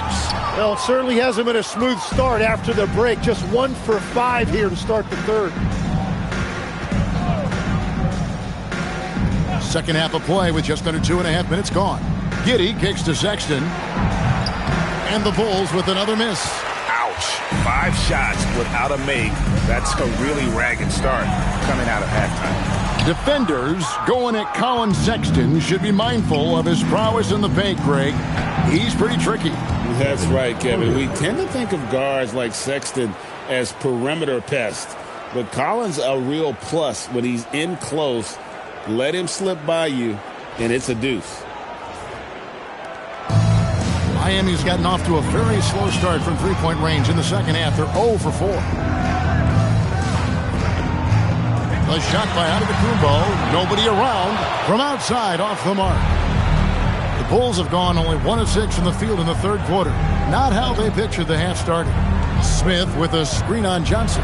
Giddey, no good on the triple.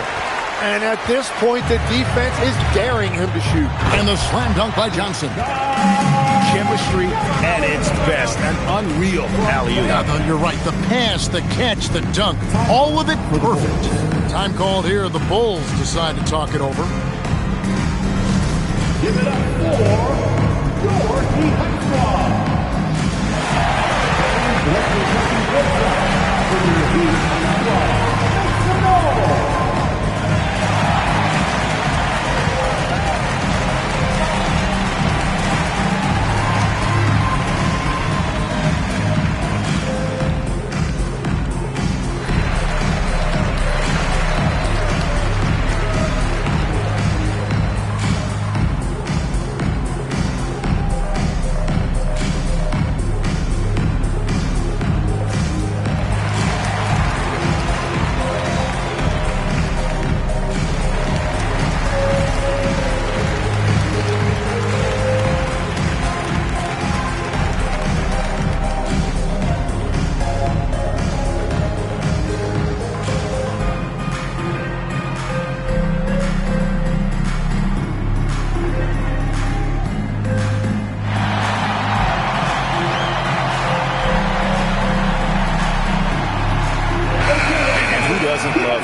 here are some numbers for Johnson.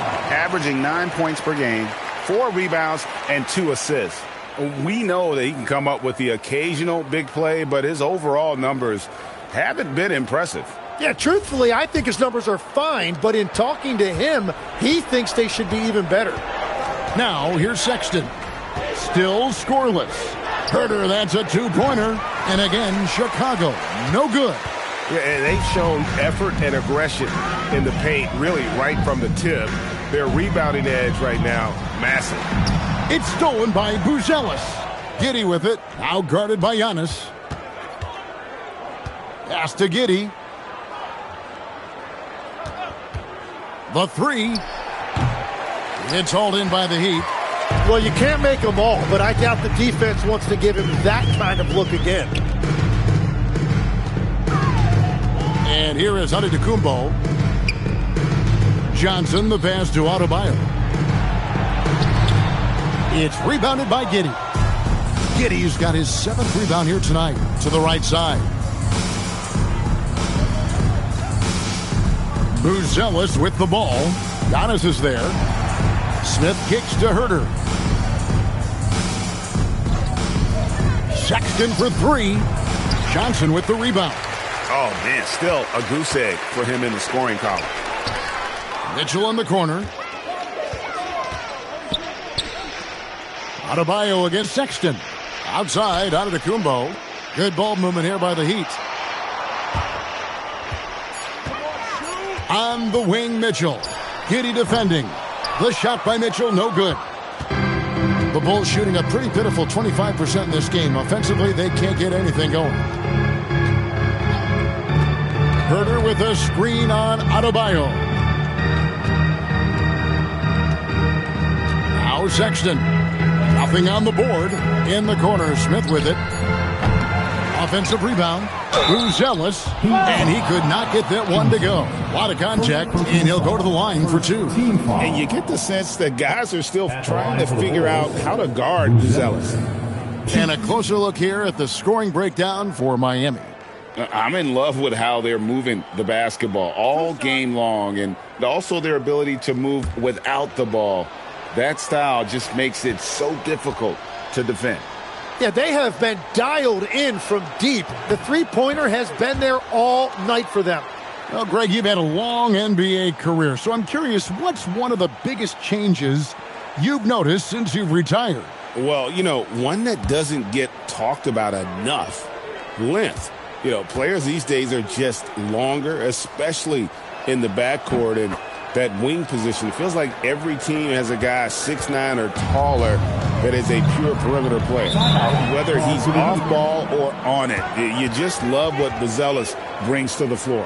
And so Eric Spoelstra will call a timeout, looking for a breather and maybe adjusting a thing or two. Okay, fans, time to get on your feet and make some noise for your Miami Heat Panthers.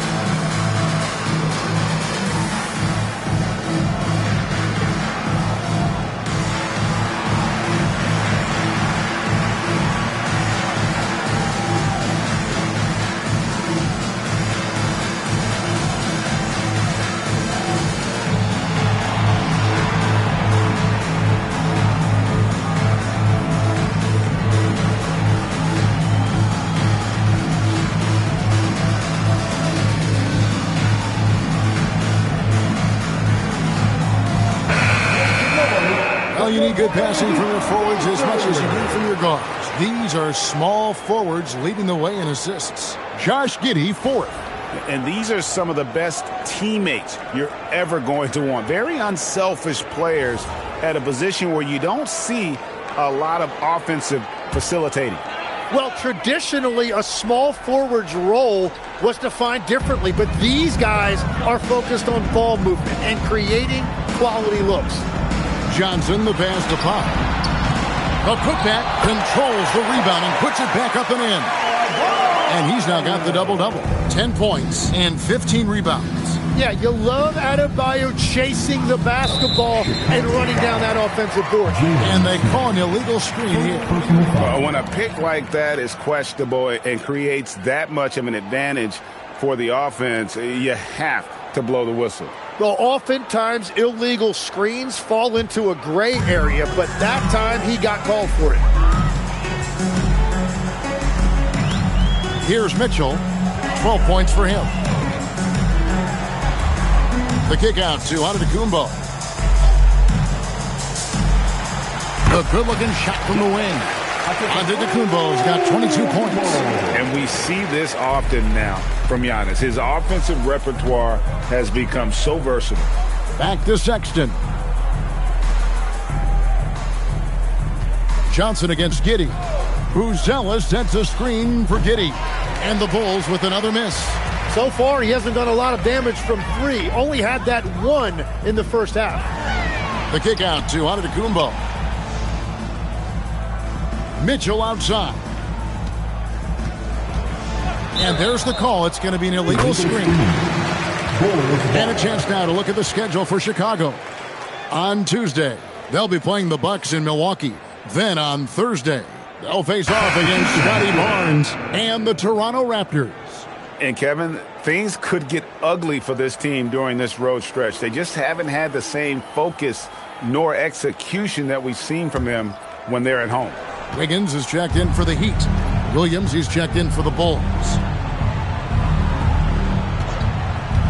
To the paint, here's Buzelis, and he drops in the layup off the glass. 8 points for Buzelis. With his soft touch around the rim, Buzelis should score a lot of points in the paint over his career. Powell outside. Here's Adebayo, and the rejection by Smith. Here's Buzelis, and Buzelis gets the whistle that time. That's foul number 2 for him. And really just a great play to sacrifice his body and take the charge. Getting another opportunity here to see that powerful rejection. And guys, that block could really help change the momentum of this game. Mitchell finds Adebayo. Good ball movement here by the Heat. For 3, makes the bucket. Now he's got 5 field goals, 5 for 8 in the game. You can't just stop when there's a pick set up. Gotta fight over it as a defender. Well, you just have to communicate those switches. If you don't, it's on you. Now, here's Sexton. Hasn't made one yet. You know, you gotta respect Sexton's scoring ability. The closer he gets inside, the more effective he is. Mitchell with the bounce pass. Powell. Good, and it's Mitchell picking up the assist. Mitchell's got 4 assists in the game. Really crisp, intelligent passing to make that basket possible. Here's Buzelis. 8 points for him. Sexton the pass to Smith. Back to Sexton. Over Mitchell. That one off the back iron and out. The players avoid taking mid-range shots these days. It's almost like the threes are easier for players to get. Powell sets a screen for Mitchell. Powell right side. Here's Adebayo. And that's good. A nice job in the glass as they pick up 2 on the second effort. Second chance points kill you. It's a strength of Adebayo picking up the garbage and putting it in. Sexton dishes to Williams. Buzelis sets a screen for Williams. Shot on the wing. And there's Buzelis on the assist by Williams. Williams has got 3 assists tonight.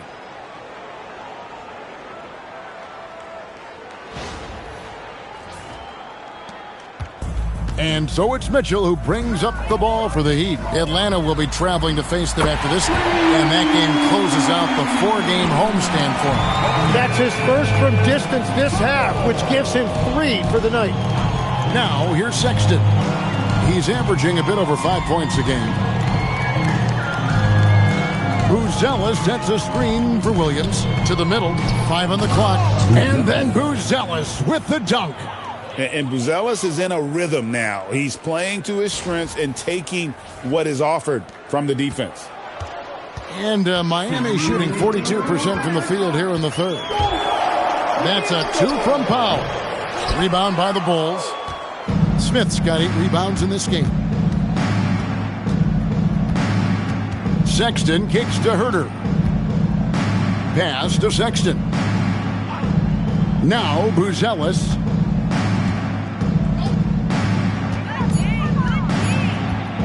Over Johnson. That one wide left.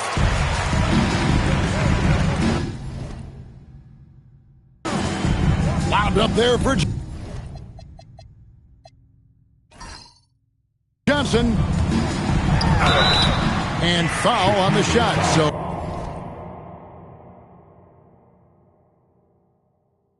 he'll get a chance at the line. And Adebayo causing all sorts of problems for the defense because of his versatility offensively.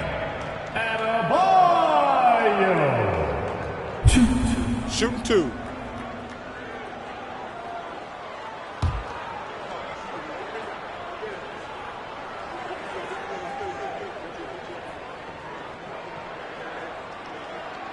First one falls for him. Well, listen, Bam has always been a top-level defensive talent, but he's underappreciated offensively. He's a threat to drop 20 whenever he's out there, and he's a very skilled facilitator. And the Bulls making a change here. Collins checked in for Smith. Okoro comes in for Buzelis. Josh Giddey's checked in for Kevin Herter. And Dillingham subbed in for Colin Sexton. And attitude plays such a big role in Adebayo's game. This guy is a worker. Doesn't mind getting his hands dirty if it means getting his team ahead. Dillingham with it, defended by Young. Dillingham, no good. Well, that was a great challenge at the rim and a difficult adjustment to make. On the wing, Wiggins. Pass to Larson. To the inside. Here's Adebayo. From deep three-point land. And Okoro pulls it down. And Chicago shooting terrible so far in the second half. Down around 26%. And here is Giddey. Dillingham wide open, and he fires. That's good. And so Giddey with the assist. I mean, a 6'8 playmaker. Giddey is a point forward, and he piles up the assist. Young taking his time here. Down low. The shot by Adebayo, no good. And so it's the Miami Heat having no problems at all. Up 29 points heading into the next quarter. A look at the field goal percentage numbers tells the story of what tough defense they're playing today. We come back right after this.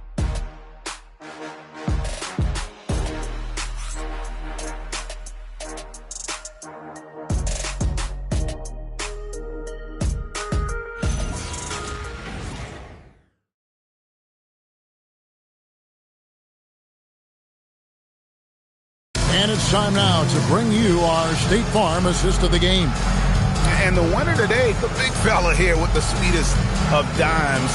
What a plus it is to have a post player who's got this ability to find. Yeah, right there, he wasn't a ball stopper. He kept his eyes up and his options open. And as we head into the fourth, we'll see if there's a comeback in the works or if it's more of the same from the first three quarters. Yaka Jonas is out there with Andrew Wiggins. Then there's Bobby Portis. And it's Larson in at the small forward position. That's the group on the floor for Miami. They found some room there along the baseline. Some space at the rim, goes right up and puts it in without resistance. from outside the arc. It's hauled in by the Bulls. Giddey's got rebound number 8 now on the night. Here's Dillingham, covered by Wiggins. Dillingham with it. On the wing, Williams. From past the arc. Wiggins with the rebound. And so it's Wiggins with it. He'll bring it up for the Miami Heat. Pass to Larson. Gets the three-pointer to fall. Wiggins watches the floor and sees a guy with a better look.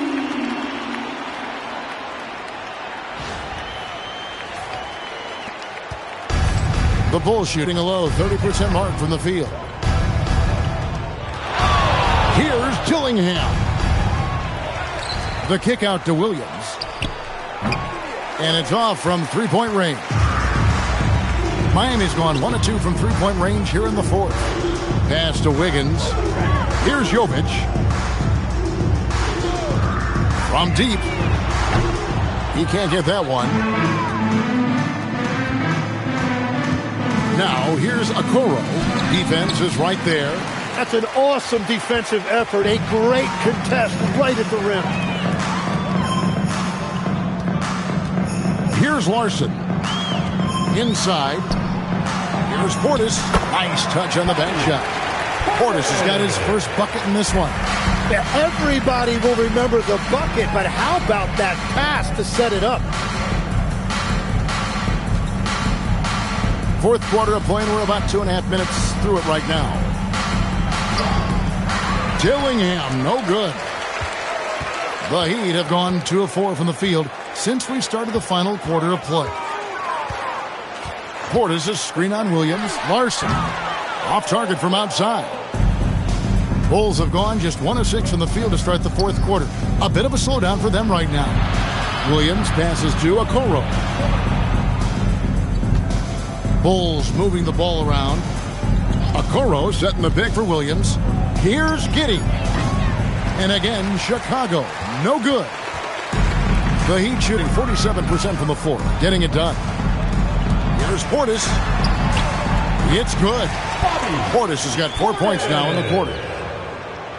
Well, if you're just tuning in, welcome. We've got about 3.5 minutes gone here in the fourth quarter. Now Dillingham. On the wing, Giddey. Covered by Wiggins. Giddey, no good. Heat have gone 3 of 6 from the field so far in the fourth quarter. Over to the left wing. Pass to Portis. Here's the screen. And a wide open look here for Wiggins. Drills the three-pointer. And perimeter scoring, I have to imagine it was a topic of discussion at halftime.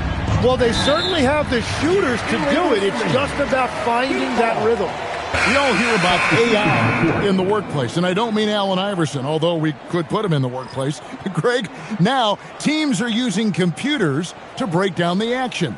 Yeah, able to use camera tracking to assess credit and blame, right? So maybe the little things in winning plays that went unnoticed, they won't be overlooked much anymore.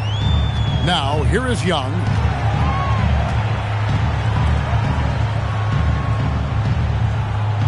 Portis a screen on Sexton. Great open look there. Young's got his first 3 points of the game. They've given up a lot of three-pointers here today. Pass to Herter. Back to Sexton. Now here's Giddey. Not a lot of room. Buzelis with the ball. And the dunk by Smith. And with a strong finish, he finally ends that 13-0 run by the Heat.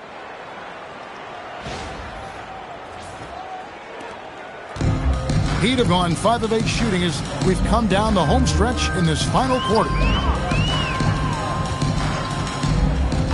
Here's Larson. Giddey defending. It's Young on the wing. Lots of room. And there's another one for the Heat. That's a high percentage look when the D doesn't fight over the screen. Yeah, and that's the effectiveness of the two-man game right there. Now, here's Sexton. Here's Buzelis. And then Buzelis with the dunk. It doesn't take much to get Buzelis up to the rim. He just pops off the floor and is right there. For Miami, they've gone 6 of 9 on their field goal attempts since the start of the fourth quarter. Bulls from the top of the key. Larson, no good. And I'm not sure that is a shot that he should be taking. I totally agree. That is not what they were looking for offensively. Now, here's Sexton. Intercepted. In transition, here comes Miami for the finish. And Portis throws it down. Excellent on both ends of that play. Yeah, the steal was sharp, but the slam topped it off. What a great sequence. You've got to love the effort. That's big time. Now at the line. Mind the lane. Mind the lane. One shot. If a player is fouled on a made basket as he goes to the free throw line, my call would sound like this. Now at the line, Jaylen Brown. Free throw good, Portis. Officiating is always a hot topic among fans, Greg. That's never going to go away. And some people think the game is called too closely now. Be careful, Kevin. We don't need any fines over here. Fans are bound to get frustrated with certain calls, but overall, I think our officials do a great job, and the game is about as fair as it can be. Miami's gotten 3 of their 6 3-pointers to fall here in the fourth.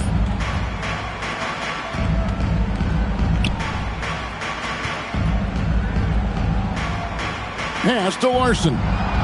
Here's Jovic. No good with the triple. And it's Giddey with the ball for Chicago. Back to Sexton.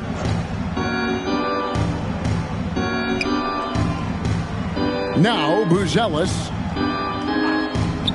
Here's Giddey. And the Bulls with another miss. It's just been a frustrating day for him all the way around, and it's rubbed off now, I think, on the rest of the team.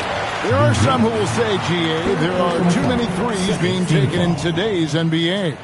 What are your thoughts on that? Hey, if we're cutting back on something, how about free throw? The three-point shootout is arguably the best part of All-Star Saturday, but nobody wants to watch a free throw contest.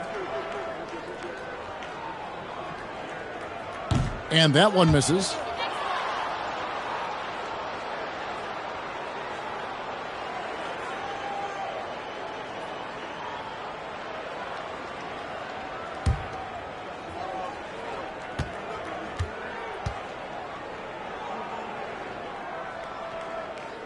He doesn't get the second one. You know, GA, one great thing about the NBA, well, there are many things, but one great thing is that there's always new talent coming through the ranks. Yeah, I mean, the future is bright. And Kevin, I really like this year's draft class. Man, we just continue to add exciting young talent to the mix. Here's Jovic. And 2 free throws coming up, unable to get that one to go with all the contact. It's going to go on Buzelis. Now at the line, Jovic. 2.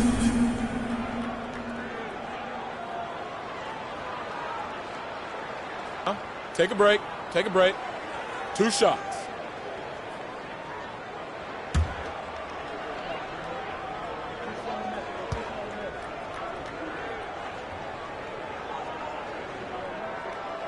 First free throw is good. And they're doing a better job of working themselves to the line here in the second half.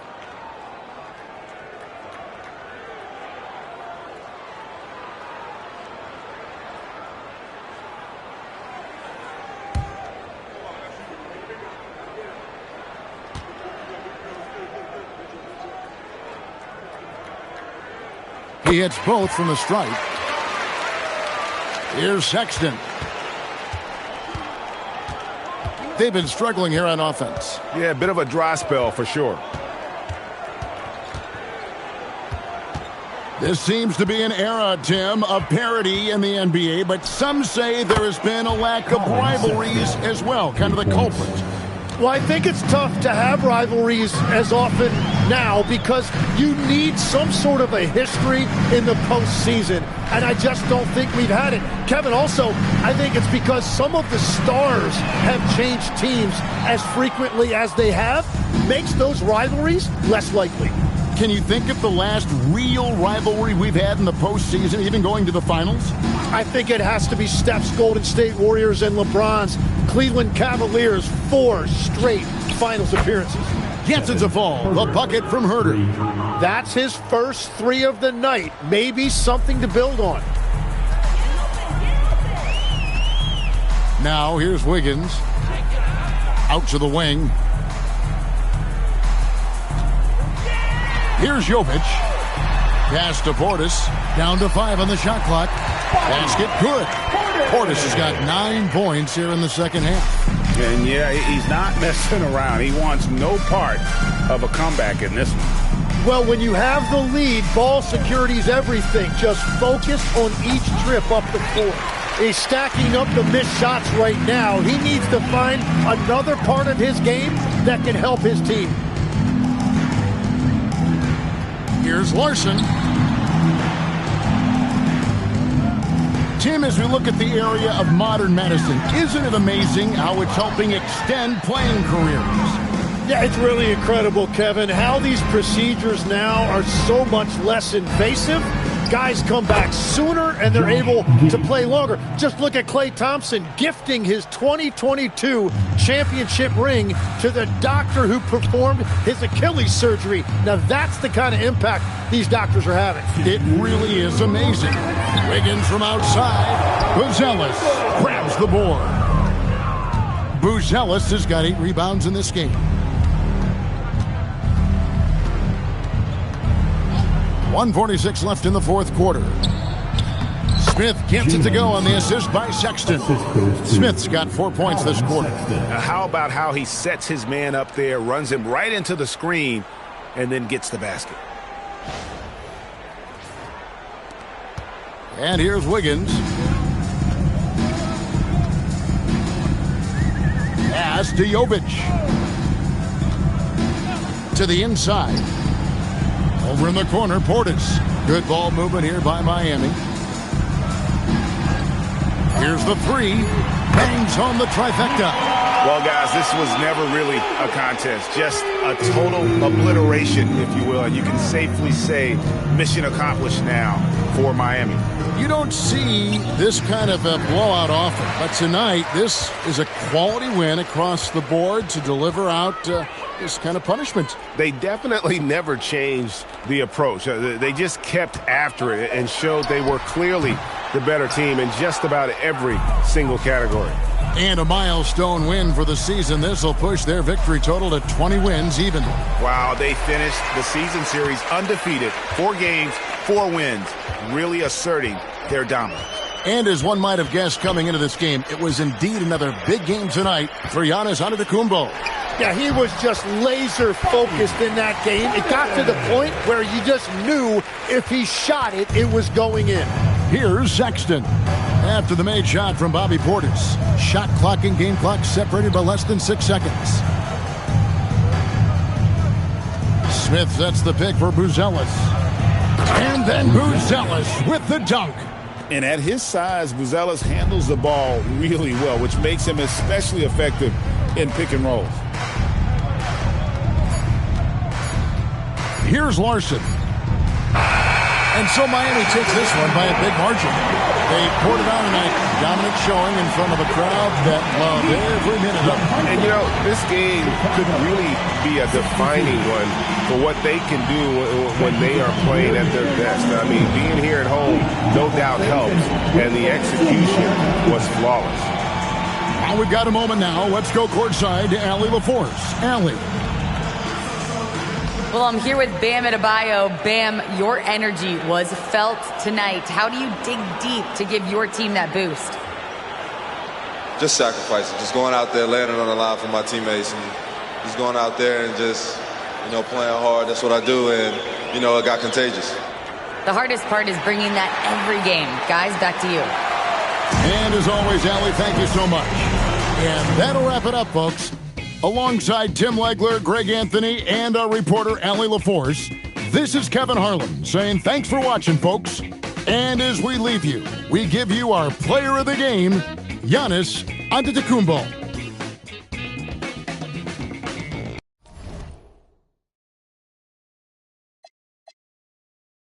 So I pray, remembering the days of my youth. Prayer hands.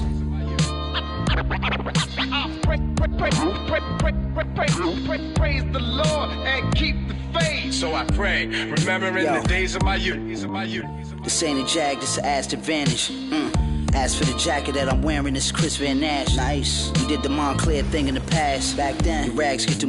Thanks for joining us on a picture-perfect Sunday night for some NBA on 2K Sports. Along with the all-star team of Stan Van Gundy, Grant Hill, and Allie LaForce, I'm Brian Anderson. All right, now a chance to examine the rebounding numbers over the past few months for Lauri Markkanen. And the last couple of months, the rebounding totals have taken a bit of a dive for him. Let's see if he can refocus and put more effort on the glass. So here are the Jazz starting five. Jaren Jackson out there with Bailey. Then there's George. Then it's Lauri Markkanen. And it's Konchar in at the 2. And for Toronto, the perimeter filled up by Barrett and Ingram. Then there's Jakob Poeltl. Then there's Emmanuel Quickley. And it's Murray Boyles in at the 4. And Grant, we hear all the time about the rookie wall. Oh, it's definitely a real thing, BA. Not for every rookie, but a good percentage of them. I'm interested to see which ones in this class are able to power through. Now here's Quickley. Here's Ingram. Always a nice way to start. Makes his first one. Well, that's his game. Ingram is so comfortable on the catch and shoot. George passes to Markkanen. Back to George. Markkanen with a screen on Quickley. Pass to Markkanen. Kicks it out to Jackson. 4 on the clock. Connects from downtown. And Jackson Jr. takes a good number of threes for a reason, because he's confident in his ability to drain it from here. The 3 from Quickley. The rebound by Markkanen. And so Markkanen will bring it up for the Jazz. George outside. Jackson outside. Back to George. Pass to Markkanen. Fires it. Konchar outside. There's the triple. Another 3 for Utah. You don't want to let him get into a rhythm from out there. Outside Ingram. To the middle. Here's Poeltl. Tried to bank it in, but it misses. Utah's gone 2 of 2 at the perimeter. Pulls up, high post. And it's Utah scoring again. And off the dribble, pulling up. Markkanen at 7 feet. Very comfortable with that shot. Right side Barrett. To the wing, right side. Toronto passing it around. And again, Toronto, no good. For Utah, they've gone 3 of 4. Off to a nice start. Pass to George. Here's Bailey. Lets it go from deep. It's good. Set up beautifully by George. Well, Bailey is a shot-making machine, particularly off the catch at this stage. Timeout called by Darko Rajakovic. He's going to take a minute to regroup with his players.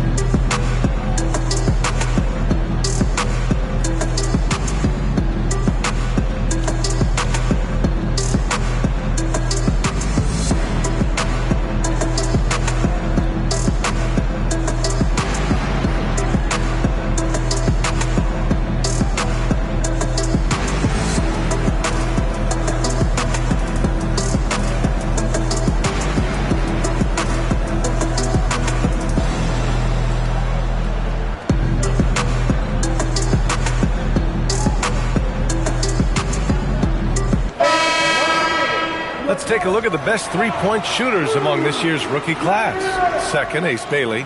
The level of competition in this rookie class around the arc is truly something special. I'm sure he's eager to climb to the top of the list.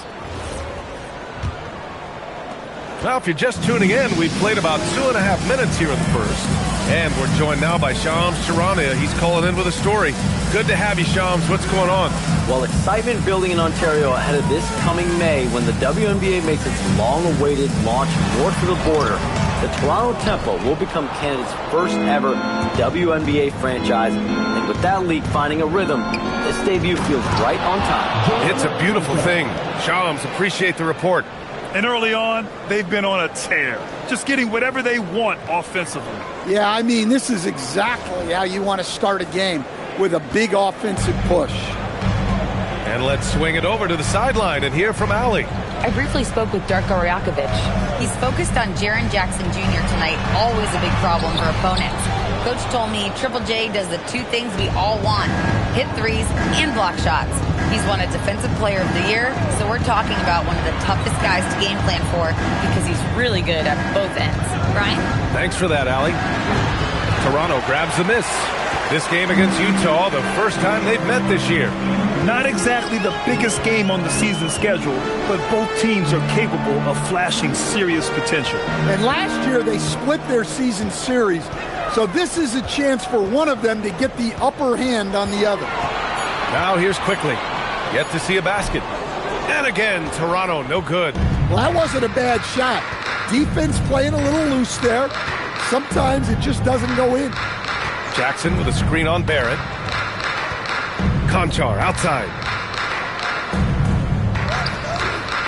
Jackson down low. He's in his comfort zone. 2 for 2 to start this one. And what's working here?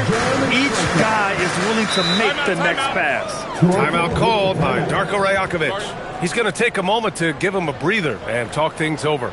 Well, Stan, now that we've had the coaches' challenges for a few seasons now, what do you think about them? Well, B.A., I'm probably in the minority. I don't really like them. I think they slow down the flow of the game.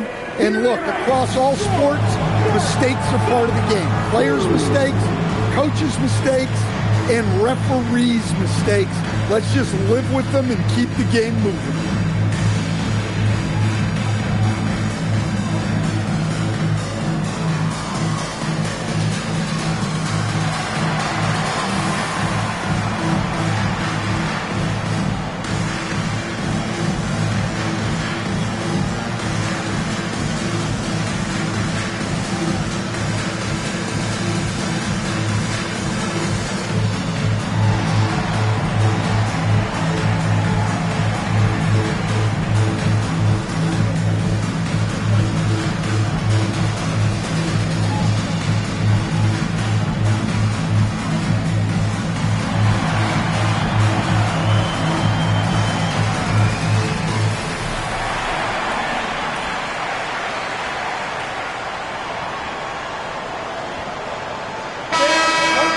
It's February. Let's see how things are shaping up in the East. You look at Toronto, sitting in 7th place right now. They'd like to climb up the standings. You know, for the Raptors, they had some lofty goals to start the year, but they may not have the roster to hang with the league's elite teams. Yeah, they wanted to accomplish more this season, but things haven't quite worked out. Some bad breaks along the way. Now here's Quickly. Still no points, and Keontae George gets a whistle that time. That's his first foul of the game.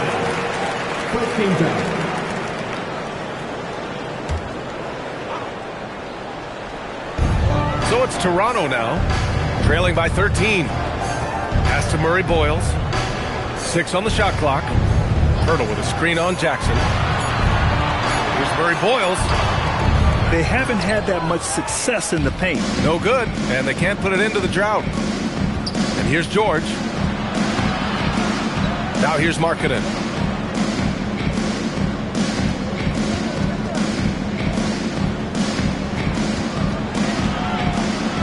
Goes up on the wing. Rebound Toronto. They couldn't put the pieces together, losing their last matchup with Orlando. If you can't match up on the boards, you are not going to win games. That's got to be a big lesson from that game. Well, the lack of effort they showed on the glass is just unacceptable.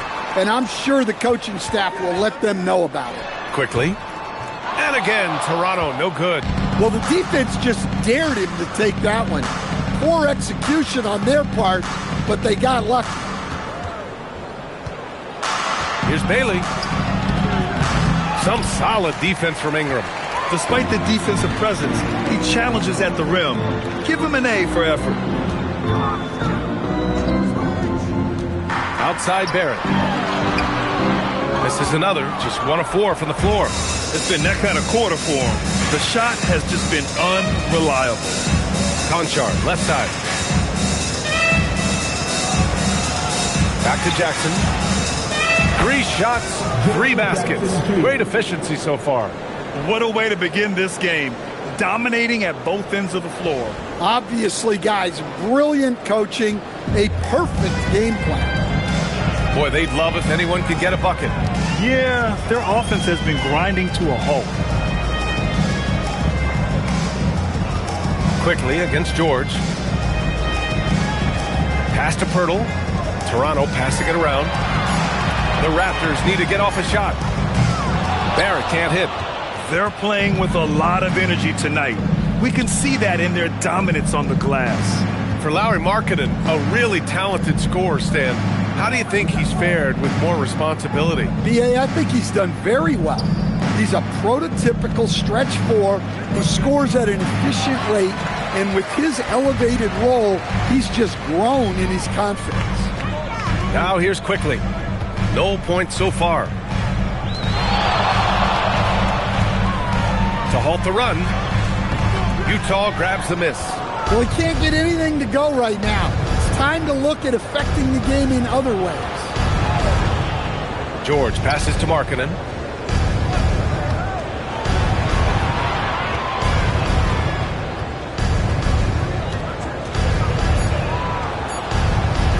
Fader on the way. Rebounded by Murray Boyles. Great contest of the shot. Kind of forced him to fade back more than he'd like. Well, we've got a developing story here. Standing by remotely, we go to our 2K insider, Shams Charania, for the details. Thanks, Brian. With the trade deadline nearing, the front office of the Phoenix Suns have announced their latest move. They're bringing in Miles Bridges to shore up the front court of this team.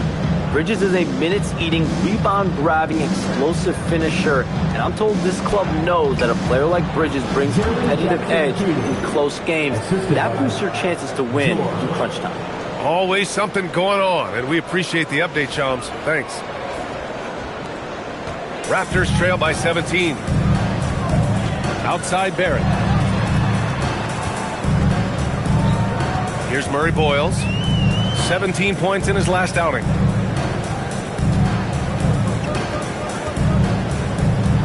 Pirtle with a screen on Jackson. And again, Toronto, no good. Jazz leading by 17. Here's George. And he gets it to go, hitting off the back of the rim. All 5 guys are in sync. Their ball movement is flawless. Quickly, passes to Ingram. Inside. And he banks in the layup. Well, we know Brandon has a smooth jumper, but man, he can really score down low. Jackson outside. George for 3. He's in his comfort zone. 2 for 2 to start this one. The assist numbers certainly stand out. They've really emphasized ball movement here today. George against Quickly. Good on the shot. He was cold, but that basket might get him going. 1 for 6 now. Pass to Bailey. Back to George. Jackson outside. He takes it in. Oh, and makes it with the kiss. Jackson's got 11 points. Yeah, the link certainly helps Jackson Jr. Outside Ingram. 2 minutes left in the first. 2 minutes. 1:57 left in the first quarter. Quickly against George. It's rebounded by George. If this quarter is any indication, he's not going to be the guy to turn this game around in their favor. And that one's good. Markkanen. Their ability to space the floor has been the story of this game. Yeah, we thought this might be the case. You see a few of those go through the net, it becomes contagious. Now here's Quickly. They look to him to score consistently, averaging around 13.5 a game. Jazz leading by 21. And so Will Hardy calls the timeout. He's going to talk it over with his guys. They come into this one following a loss to Brooklyn. And just far too many turnovers. You can't expect to win if you can't protect the ball. Yeah, look, turnovers hurt you in two ways. You lose the possession on offense, and defensively, giveaways normally lead to easy points for your opponent.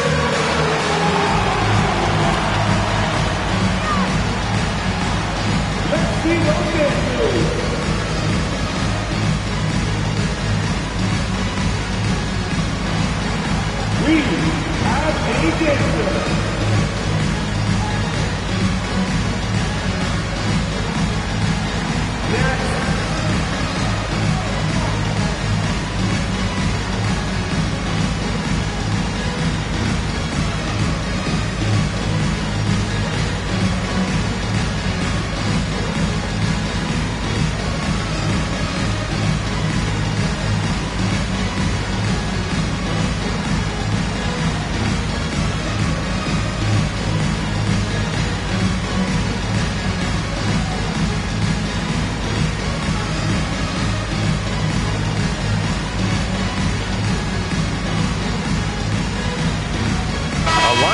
Here for Toronto. So Utah going with an almost entire new group here. Kessler, he's checked in for Lauri Markkanen. Sensabaugh comes in for Bailey. Mikhailuk's checked in for Konchar. And it's Collier in for George.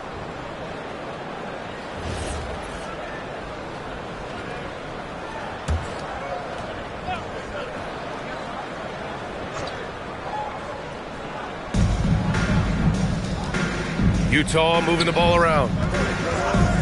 Pass to Mikhailuk. Kessler a screen to the paint. And the officials whistle a foul on the shot. The bucket is good, and he'll go to the line. And they're behind right now because they're failing to play quality defense. It's that simple. And let's quickly check out the scoring breakdown here for the Jazz. Well, the coaching staff's game plan is very clear. Move the ball on the perimeter and shoot the shots with no hesitation. And from the jump, they've also clearly been focused on running effective plays here tonight. And there's been a lot of high-quality distribution from them on the floor.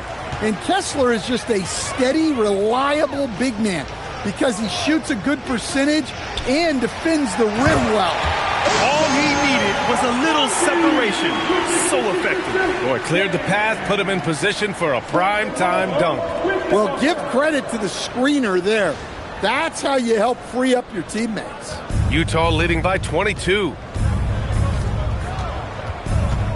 Pass to Mikhailuk. Misses the three. Well, the defense got lucky there.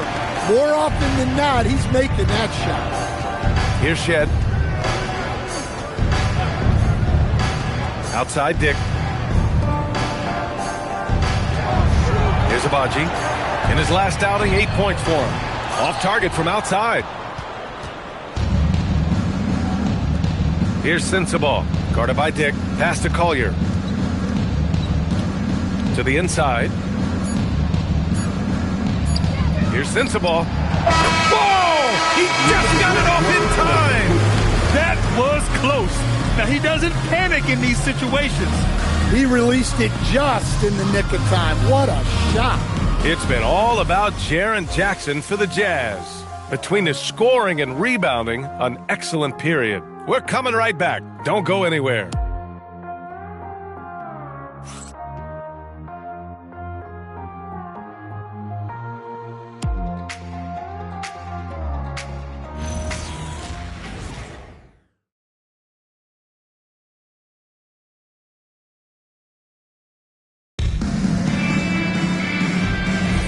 And so far through one quarter, it's been a lopsided game.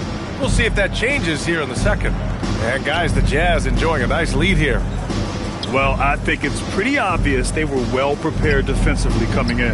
KYP, know your personnel. So far, good attention to the scouting report. So the Utah 5 right now. Collier is out there with Sviatoslav Mikhailuk. Then it's Kyle Filipowski. Then it's Walker Kessler. And it's Sensabaugh, and it's a small forward position. And it's good. 2 points. Utah leading by 23. And last season, the Jazz with the worst record in franchise history, Grant. You're losing with a plan, though. Utah, such a smart organization. If you're going to tear it down to the studs, do it in a good draft year. Toronto shooting 27% in today's game. Not good. And about a minute gone in the second quarter. Pass to Agbaji. Three-pointer. Utah grabs the miss. You have to credit their effort. I mean, they've done an amazing job on the glass. Shoots from 14. And here's Filipowski. Here's Mikhailuk. Offline with a three.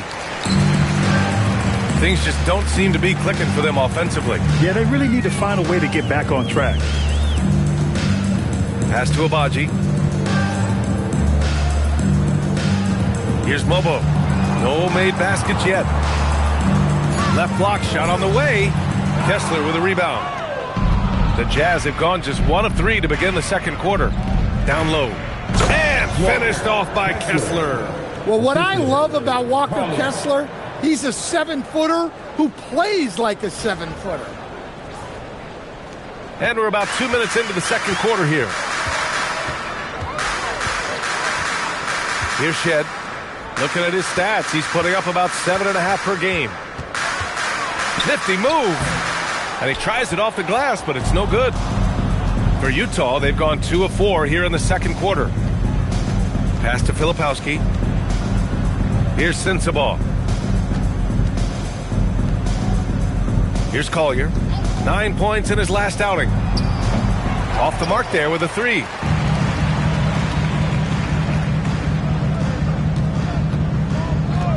Outside Dick.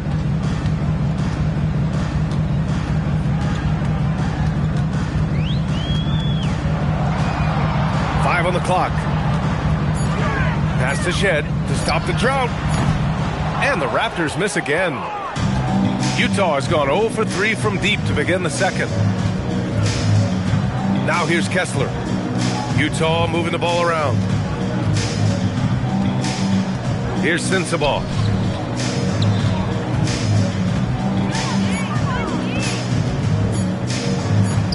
Two shots, 2 makes. Off to a good start. And I respect the strategy. Despite the sizable lead, you got to stay in attack mode. Yeah, you got to keep going at him. You don't want to leave any hope for a comeback. And that one drops. Dick's got his first points in this one. Shooting through contact, Grady Dick has a compact release that holds up well. Now a timeout called by Utah.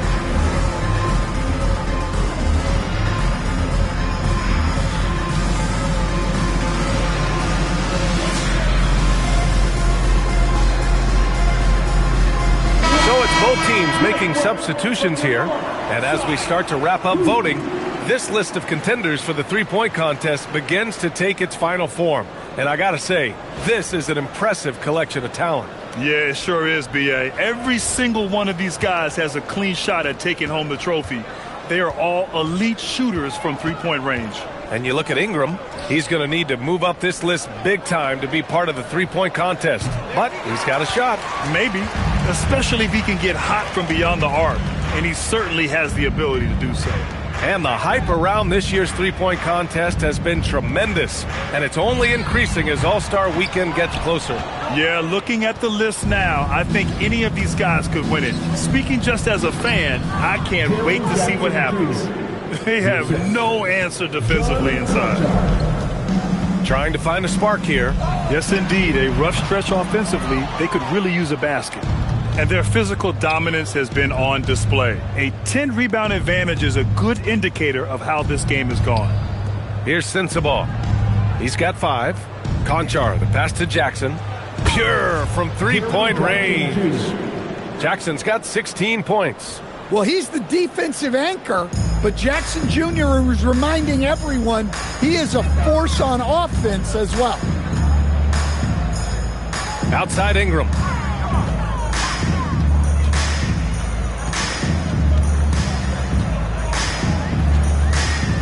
Looking to end this cold spell. Here's Shed. And again, Toronto, no good. On offense, here's Utah. Big run right now for him, 11-2. When we talk about Keontae George, what stands out to you the most, Dan? Good question, B.A. I don't know that I'd pick one area. He's good at a wide variety of things. Can handle the ball, pass it, score it, and that gives you flexibility in terms of the guys you put around him. And again, Toronto, no good. Surprising to see him miss here, but they'll be happy with that shot most possessions. Conchar outside. Now Jackson. He's coming off a 13-point game against Brooklyn. George for 3, sinks the tray. Give him 8. They've been pretty lax with their perimeter defense, giving up a lot of three-pointers. Pass to Barrett. Fades away. And no good, trying to use the glass. The fall away, upping the degree of difficulty. You wonder if perhaps they could have gotten a better look. This run has been fueled by their Matador defense.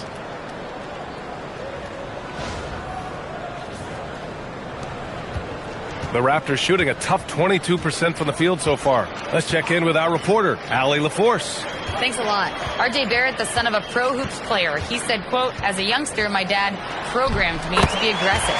He always told me, go to the rim, live in the paint. When you do that, you not only score, but you force the whole defense to collapse, and you can make easy plays to hit shooters. Back to you. Playing with purpose. Allie, appreciate the report. Here's George. Toronto making their last shot. Jackson outside. Just 5 to shoot. Another 3 for Utah. Well, when you have a guy scoring like he is, you redraw every play to be about getting him the ball. The 3, Barrett. That one falls. He's now 1 for 3. I love the back and forth. Barrett, I mean, he enjoys this kind of competition. On offense, here's Utah. They're on a 19-7 run. Jackson outside. And the dunk by Jackson. Even with the score as it is, he just keeps coming at you. Here's Shed. No points yet. Pass to Murray Boyles. And here's Ingram from the arc. The rebound by Jackson. Jackson's got his 7th rebound of the game with that last one. Wow, his shooting woes continue, and it's weighing down this offense.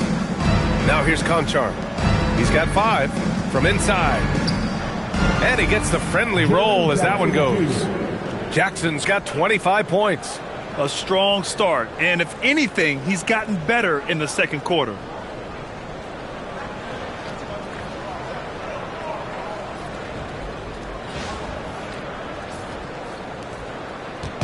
And so here is Toronto.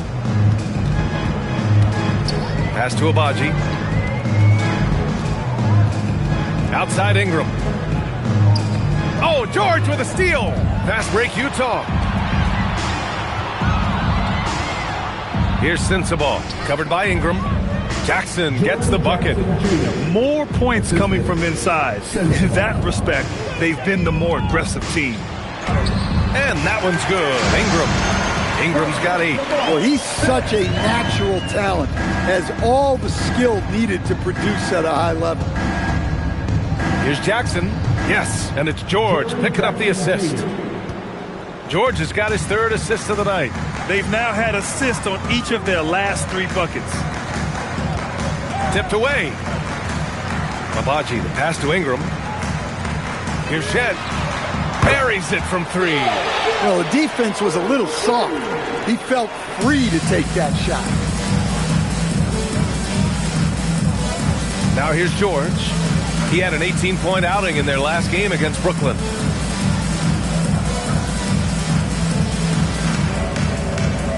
Shot clock at 6. Sinks another one. He's on a roll, starting 4 for 4. You know, they're really being bullied right now defensively. 8 of the last 10 points have come from inside. Back to Barrett. And he takes that one up and powers it through. Big effort, big reward for Barrett. Just what a jam. And so it's George with it. He brings it up for the Jazz. They'll take on the Pacers at Gainbridge Fieldhouse after this one. That'll be the 2nd game of a 5-game road trip. Pass to Kessler. And a nice finish on the layup. Kessler's got 6 in the quarter. Soft defense. I mean, they've given up 10 of the last 12 points inside.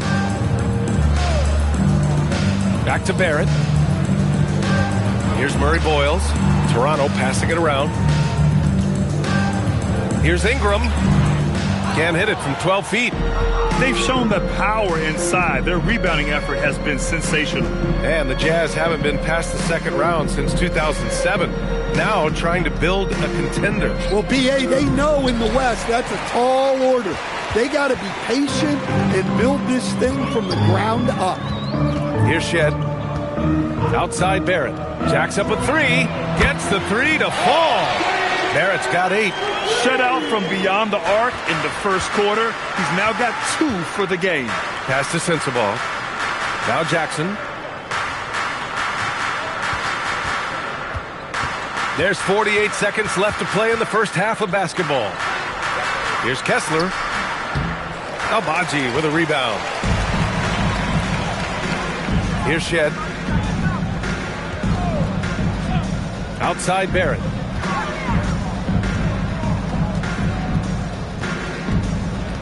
Pass to Shed. Fires the 3. And again, Toronto with a triple. This defense just can't stay connected to shooters. Utah shooting has been spectacular. 67%. Just incredible. George feels it out a bit. Jackson outside. It's good. Set up beautifully by George. Jackson's got 32 points. Exchanging buckets from downtown. That's been a staple of tonight's game. Yeah, sometimes you get in a shootout like this, but you just hope that you can get a stop first. And so it's the Utah Jazz building an insurmountable lead. Come on, they're up 38 points at the end of the quarter. And their 3-point shooting, a big reason they have a sizable lead. And more NBA action on 2K Sports coming your way right after this.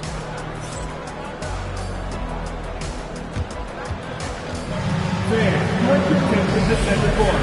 And get ready for the fans. Half-court shot.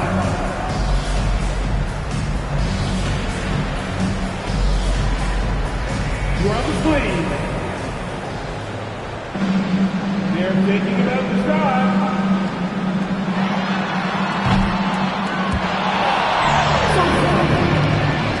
One more time. A round of applause for the participants.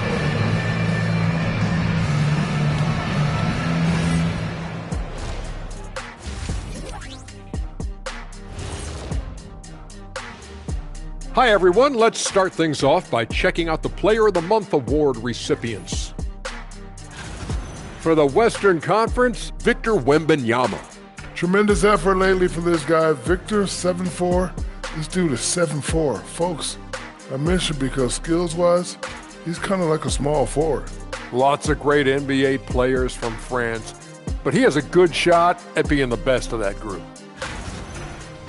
And going back now to that first half, you could say things are going extremely well for the Jazz. Whoa, I love seeing a team spread the ball around like this. The difference in assists is the difference in this game right now, Ernie. This is one of those just keep doing what you're doing. If they can, I expect this lead to grow. Thanks for tuning in. Now it's time to head back over to Brian Anderson for the start of the third quarter.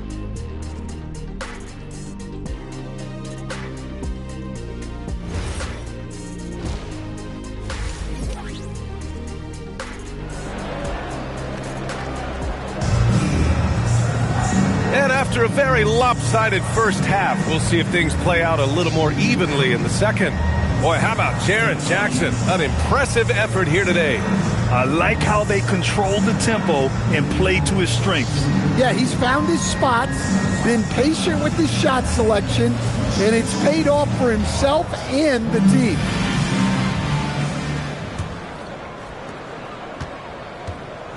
Quickly at point with Barrett by his side. They're the guards. Then it's Brandon Ingram. Then there's Jakob Poeltl, and it's Murray Boyles in at the four-man position. So that's the 5 in the game for Toronto. Now here's Quickly. Outside Barrett. Launches a 3. Rebound, Utah. Konchar's got his 4th rebound in this one. George outside. This one for 3. Poeltl grabs a miss.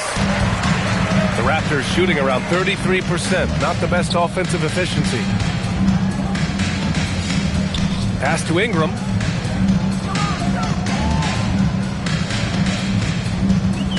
Clock at 6. From the baseline. The rebound by Jackson.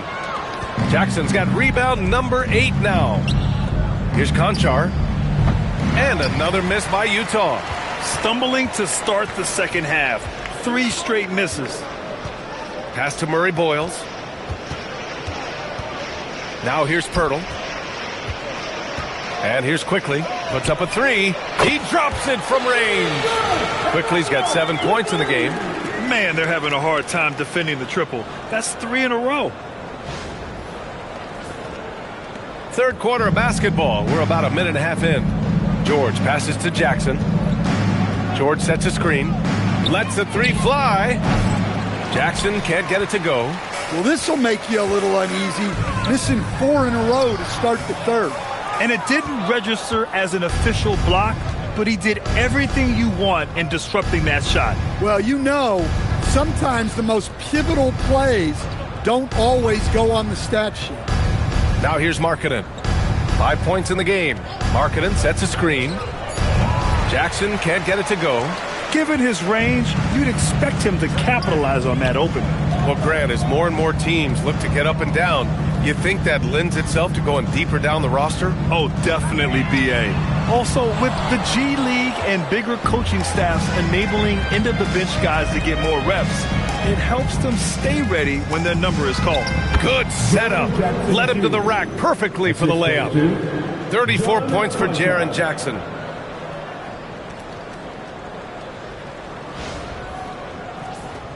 Here's Barrett. Give him 8. Quickly outside to the middle. Here's Poeltl. And he gets that one. It's not easy to work the ball inside in this league, but they've done it all night. George with it. Now Quickly defending. Markkanen looking it over. It's good. Set up beautifully by George. George has got his 5th assist in this one. Outside Ingram.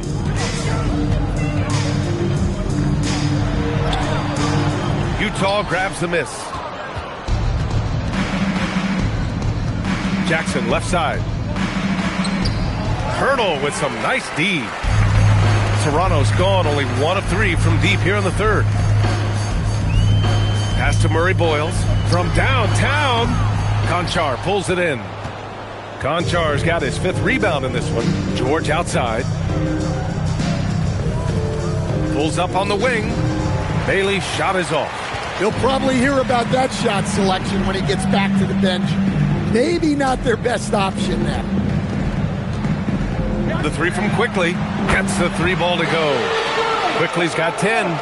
What was the defense thinking? I mean, that's the wrong guy to leave open. Jackson outside. Markkanen sets a screen. Kicks it to George. Out left to the wing. Shot is up. Just 5 on the clock. And Bailey gets it to go. Bailey's got his 2nd basket on the night. The Raptors have gone cold here in this 3rd quarter. Just 3 of 9. Quickly deciding where to go with it. Ingram finds Barrett. 6 on the shot clock. Quickly outside. And it's all from 3-point range. Well, the Jazz shooting only 30% in the 3rd quarter. And Grant, when it comes to pure shot-making ability, scouts love Ace Bailey's natural tools. Yeah, when he's taking good shots, he can carry the offense. He needs to get a little stronger and clean up a few things, but his upside as a scorer is tremendous. Well, that's the kind of aggressive play you want to see from Jaren Jackson. And a chance for just a second to check out the scoring breakdown for the Jazz. Well, they've really been sharing the basketball. All coaches talk about that, try to get their teams to do it. It's really great when you see it in action. Yeah, something else they're doing in this game is striking from long range. The defense just hasn't been able to keep them off the arc tonight. Here's Murray Boyles. He's scoreless. Outside Barrett.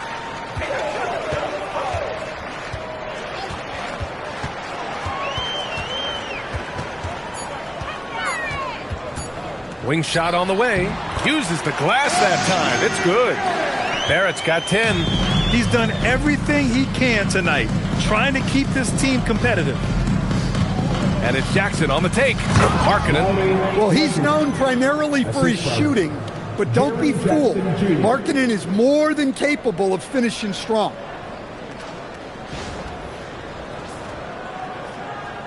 And so here is Toronto. And here is Barrett.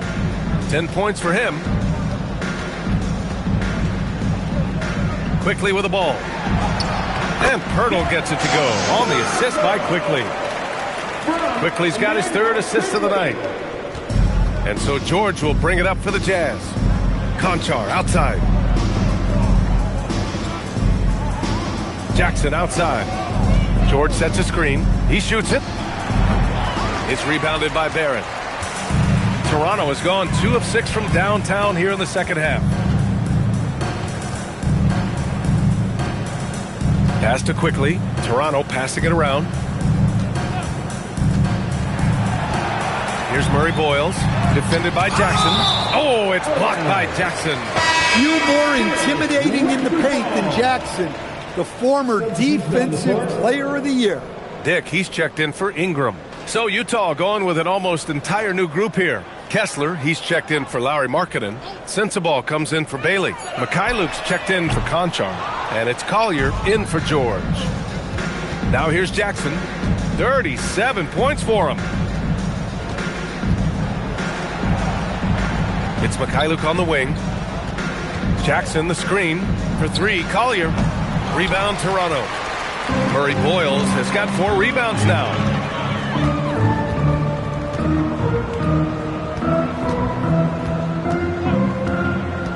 Pass to Pirtle. Here's Murray Boyles. Kessler with a rebound. Kessler's got his 4th rebound in this one. Well, his lack of offensive contribution has definitely been felt tonight. They could have used way more from him. Jackson gets the bucket.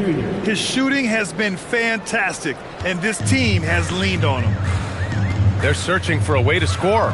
Yeah, buckets have been very tough to come by. Pass to Dick from outside the arc. Utah grabs the miss. Here's Collier. Jackson with a screen on Barrett.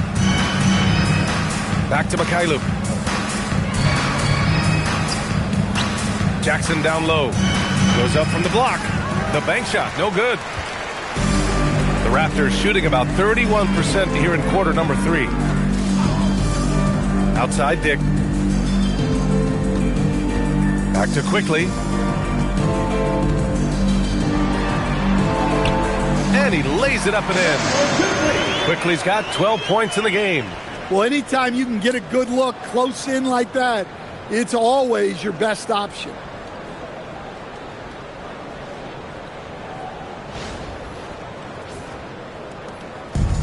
The Jazz shooting 59% in this one. A good average. Pass to Jackson. And that one comes up a bit short.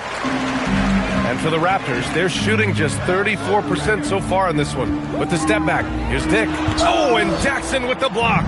Yeah, Jackson's length impacts both ends. Here's Kessler, and he drains it. A solid 5 for 6 now. Like a matador. Olay! There was no defense. That has to be one of the easier shots I've seen tonight. An unorganized defense like that is not going to help them close this deficit. Hey, sometimes you miss even under the best of circumstances. And while the Raptors are rebuilding, they're not bottoming out like some teams out there, Grant. Yeah, they have some pieces. I mean, some young guys who can really play. And with the lottery odds flattened out in the play-in tournament, that middle road is more agreeable than in years past. A moment to hear from Allie LaForce. Well, the Utah Jazz are going young, but this is a franchise that has a winning history, and that culture is still around. Coach Will Hardy said, the messaging doesn't change. The players have bought into the little things that takes to win. This is a cohesive group that's committed to helping each other. Back to you guys. Building the right way. Thanks a lot, Allie. Well, the Jazz shooting about 42% in the third. 1:44 left in the third.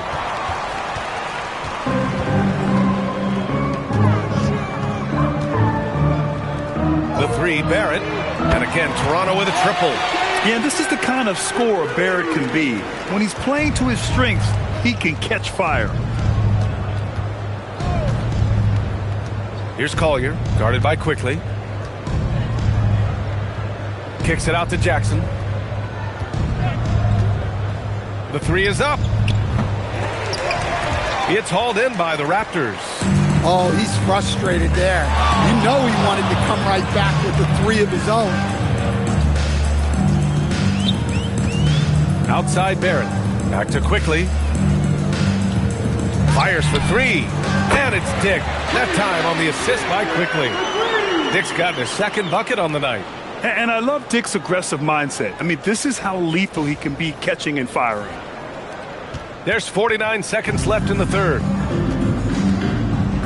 Pass to Jackson. Here's Collier.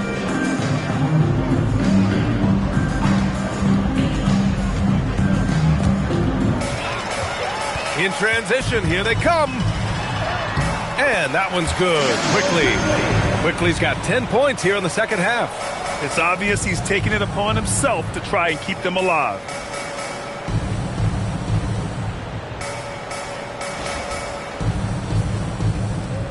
Here's Collier. Yet to see a basket. We've got 22 seconds left in the third quarter. Pass to Mikhailuk. Jackson on the wing. He's got 42. Yeah, Jackson Jr. understands how to get to the line. Good at using his size to force defenders to compromise. Utah shooting their third and fourth free throw shots of the night. 2 shots. Shooting 2.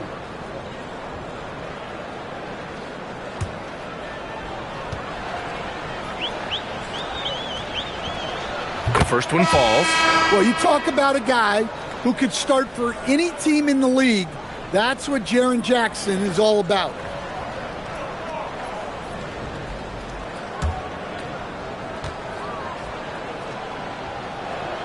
And so Jackson nails both of them. There's 10 seconds left in the third quarter. To the wing on the left. And here's Ingram from the arc. The shot that time not on target. It's been all about Jaren Jackson for the Jazz. Oh, how about that? He set a new career high in points scored in this one. More 2K action in just a moment.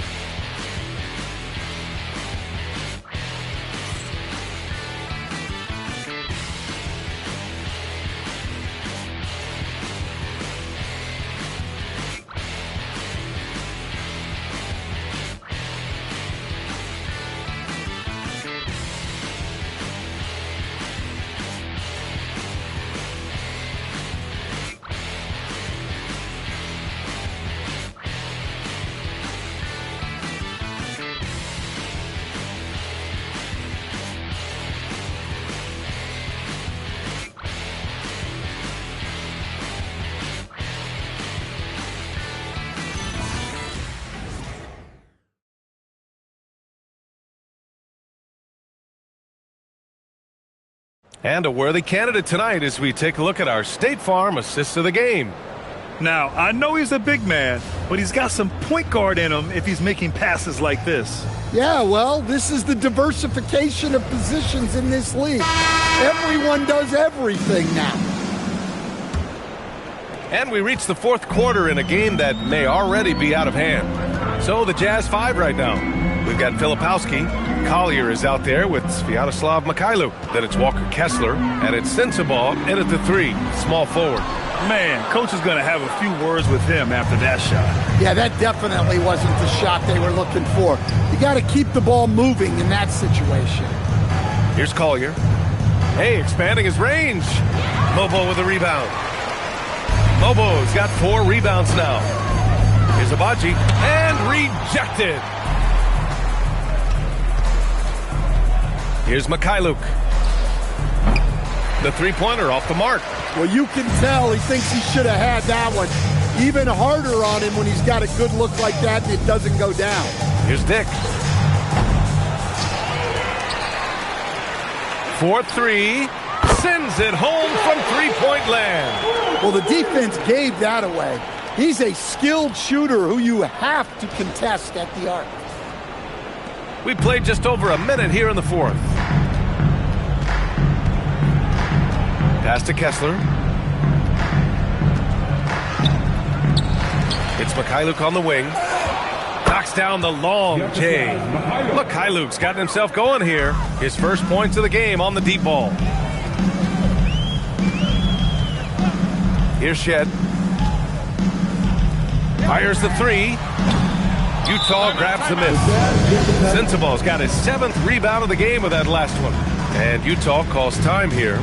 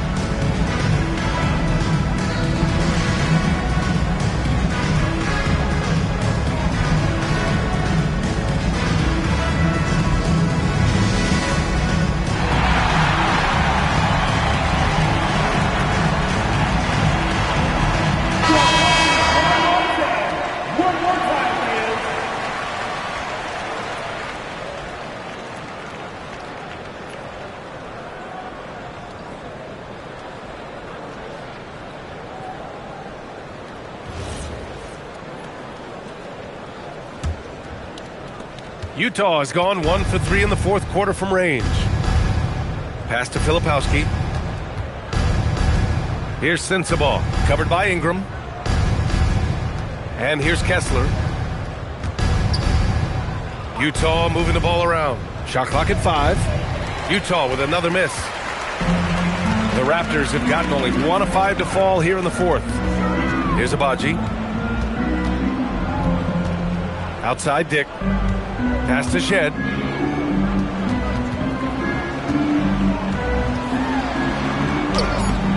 Some solid defense from Filipowski.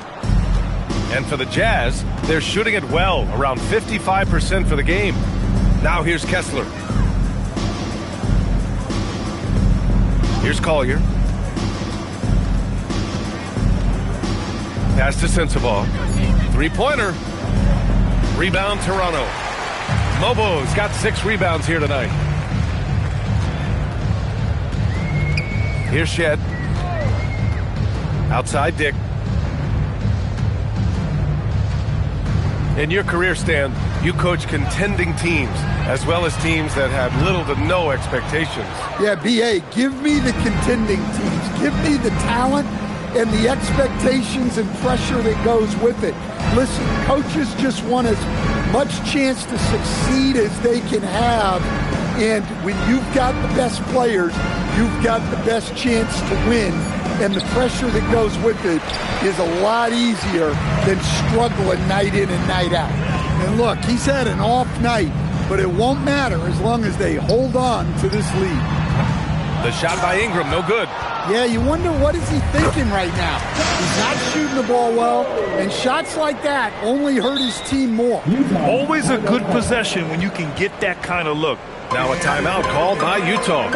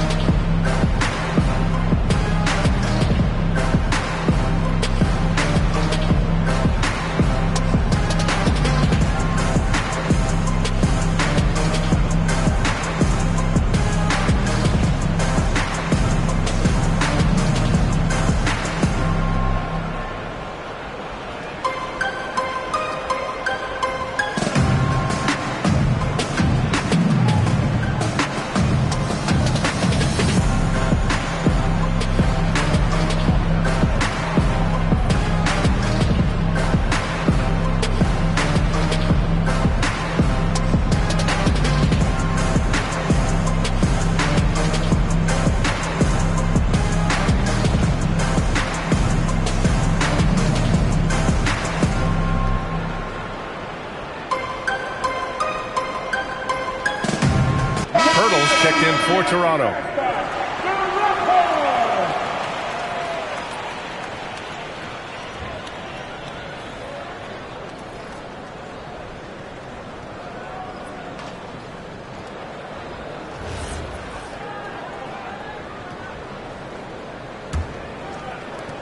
Utah's gone just 1 of 6 from downtown in this final quarter. Pass to Sensabaugh. Back to Filipowski. Here's Collier. They set the screen from deep three-point land. Rebounded by Ingram. I know he's on a cold streak, but he can't let that get in his head. Yeah, they might want to draw something up here to get him something at the rim or get him to the free throw line. Sometimes that's all it takes to snap a cold streak. A chance to get a quick injury report. Hey guys, the head athletic trainer of the Jazz was able to update me on the situation. He let me know that it's a strained hip, which causes plenty of soreness and shooting pain in that area. The good news from the training staff is that they do think he could play on it, so he won't have to miss minutes. Guys? Okay, Allie, thanks. Yeah, we put so much effort into injury prevention in the NBA, but injuries are still going to happen. That's just the unfortunate part of the game. Now here's Ingram. Got it. Well, Ingram's showing you that ability to play big inside.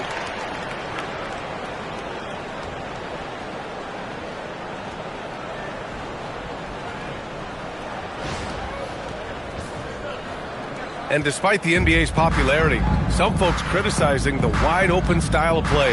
Yeah, you know, B.A., some of the artistry is lost when guys are mostly hunting for open threes. But for some teams like the Celtics and Warriors, that's been a championship-winning formula.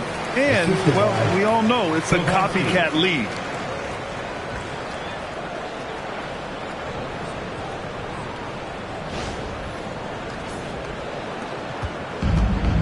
Toronto has gone 2 of 4 from the perimeter here in the fourth quarter.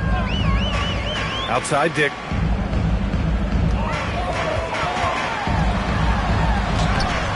Utah grabs the miss. Here's Collier. Pass to Filipowski. Pirtle comes with a double. Here's Sensabaugh. Sinks it from distance. And they keep attacking from the three-point range here in the second half. Here's Shed. Outside Dick for three. That one doesn't drop. Yeah, I'm not sure if he's going to be able to shoot his way out of this one or not. To the paint. Here's Sensabaugh, covered by Ingram. Filipowski sets a screen. Williams. The shot, no good. And for the Raptors, they're shooting at 31% here in this fourth quarter. Oh, deflected. Pass to Agbaji. Ingram on the wing. From 7. The rebound by Filipowski. Here's Collier. Stan, I have to ask, how important is it to have a big man in today's NBA? That is a great question, B.A. And look, things have really changed. We went from big, strong guys in the league and centered our game around those guys to then people wanted to play small ball and be more skilled. But now what everybody's figured out is we can get that same skill from bigger guys, and bigger and better is better than smaller and better. Now here's Ingram. Uses the glass to finish the layup. Ingram's got 4 points now in the quarter. Easy shot for him. They'll take that every time up the floor. Pass to Potter. Inside. Here's Filipowski. And he drops it in from the low post. Filipowski's got his first 2 points. Well, the players will say, mouse in the house. Great job to use his size to expose the smaller defender inside. And I'm surprised that didn't go down. I mean, I'm sure he is too. Pass to Collier. Here's Potter, covered by Pirtle. To the inside. Here's Sensabaugh, who could work defensively by Ingram. Not really what we expected. You know he wants that one back. And let's go to the sidelines for a report on Walker Kessler. What have they told you, Allie? Thanks. I caught up with the head athletic trainer for the Jazz. He let me know that it's a strained hip, which causes plenty of soreness and shooting pain in that area. And we know this type of injury can be a long road. However, the bright side at the moment is that they believe he may be able to play. Fingers crossed. All right, Allie, thank you. Well, look, reality hits hard, and I know he's frustrated by this setback, but you have to take things one day at a time and just get yourself right. And so here is Toronto. After the basket by Utah. Fires in the triple. Well, look, you have to stay connected to Ingram. He's such a good shooter. Here's Collier. Wide open. Rebounded by Ingram. Ingram's got the glass covered here tonight. That's 11 boards for him. Here's Shed. That one falls. Nice feed that time from Ingram. Well-placed pass in the hands of a guy ready to attack. Pass to Potter. Well, you ask the older generation about load management. They'll bend your ear about back in the day, Grant. Oh, yes, we will. But it's true that today's players average more distance covered per game, even if they're not walking uphill both ways. So you got to take that into account. Here's Ingram. The Jazz making their last shot. Utah grabs the miss. Sensabaugh's got 9 rebounds in the game. Boy, he's getting it done. Pass to Filipowski. Here's Collier. Oh, trying his luck from deep. Pirtle grabs a miss. Pirtle's got 6 rebounds in the game. Here's Shed. And here's Ingram outside. The rebound by Filipowski. Well, he's trying to shoot his way out of it from distance, but look, he's got to find something easier. Well, the scoreboard tells you everything you need to know about this one. A great showing here for the Jazz. And it was a big-time performance across the board. They looked like they were having fun out there, Grant. Yeah, B.A., it was almost like watching a cat play with a mouse. I mean, they did pretty much anything they wanted to do out there today. And so this will lock down their 15th win of the year. And with this one all but in the record books, they set the tone in the first of what will be only 2 meetings between these teams. And one player just stole the show tonight, doing everything for his team. A monster night for Jaren Jackson. Well, as a coach, it's so fun to watch a player dominate the game offensively like he did in this one. So it's Toronto now.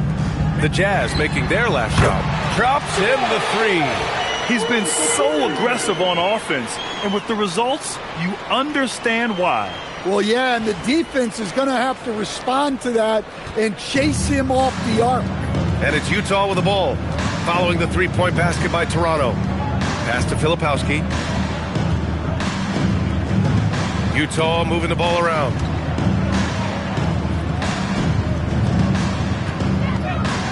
Williams from long range. Nails it from 3. Good heads-up basketball. Sees an opening and capitalizes. And so it's Utah easily grabbing this one. This one wasn't even close. The hometown crowd was waiting for a miracle that never came. Yeah, and this team was consistent throughout. They met every challenge, and they earned this dub. And now let's check in with Allie LaForce with the player of the game. Allie. Jaren, you've shown yourself to be an impact player at both ends of the floor. But is defense where it starts? Yeah, you know, the talking keeps me active, just being able to move my feet, being able to stay low on defense, you know, all those things keep you engaged. And when you do those things, you can make a big impact as the anchor of the team. And, you know, everybody else, they take pride in defense. So if I'm working with everybody else, it's great. Thanks, Jaren. Congrats on your success. All right. Thanks, Allie. Well, folks, that's going to do it for now. Alongside Stan Van Gundy, Grant Hill, and Allie LaForce, this is Brian Anderson saying thanks for tuning in to the NBA on 2K Sports. And now, time for our player of the game, Jaren Jackson Jr.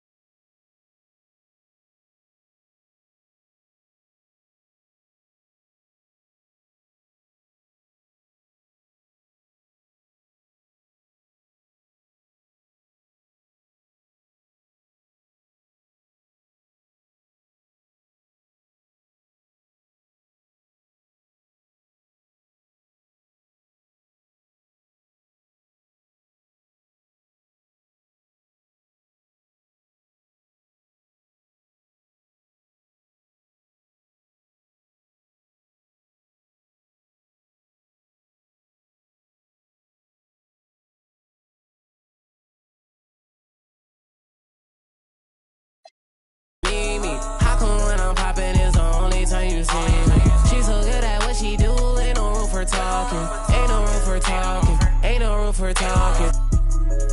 I ain't with no. I don't trust in on so many photos that I cropped. I just ordered 2 more, now I got 3 different watches. See my haters talking, make sure that they watching. Real bosses listen, talking money when I'm talking. Ride for Ricky when I'm walking. Wildin' like I'm Stone Cold Steve in Austin. Just pass me the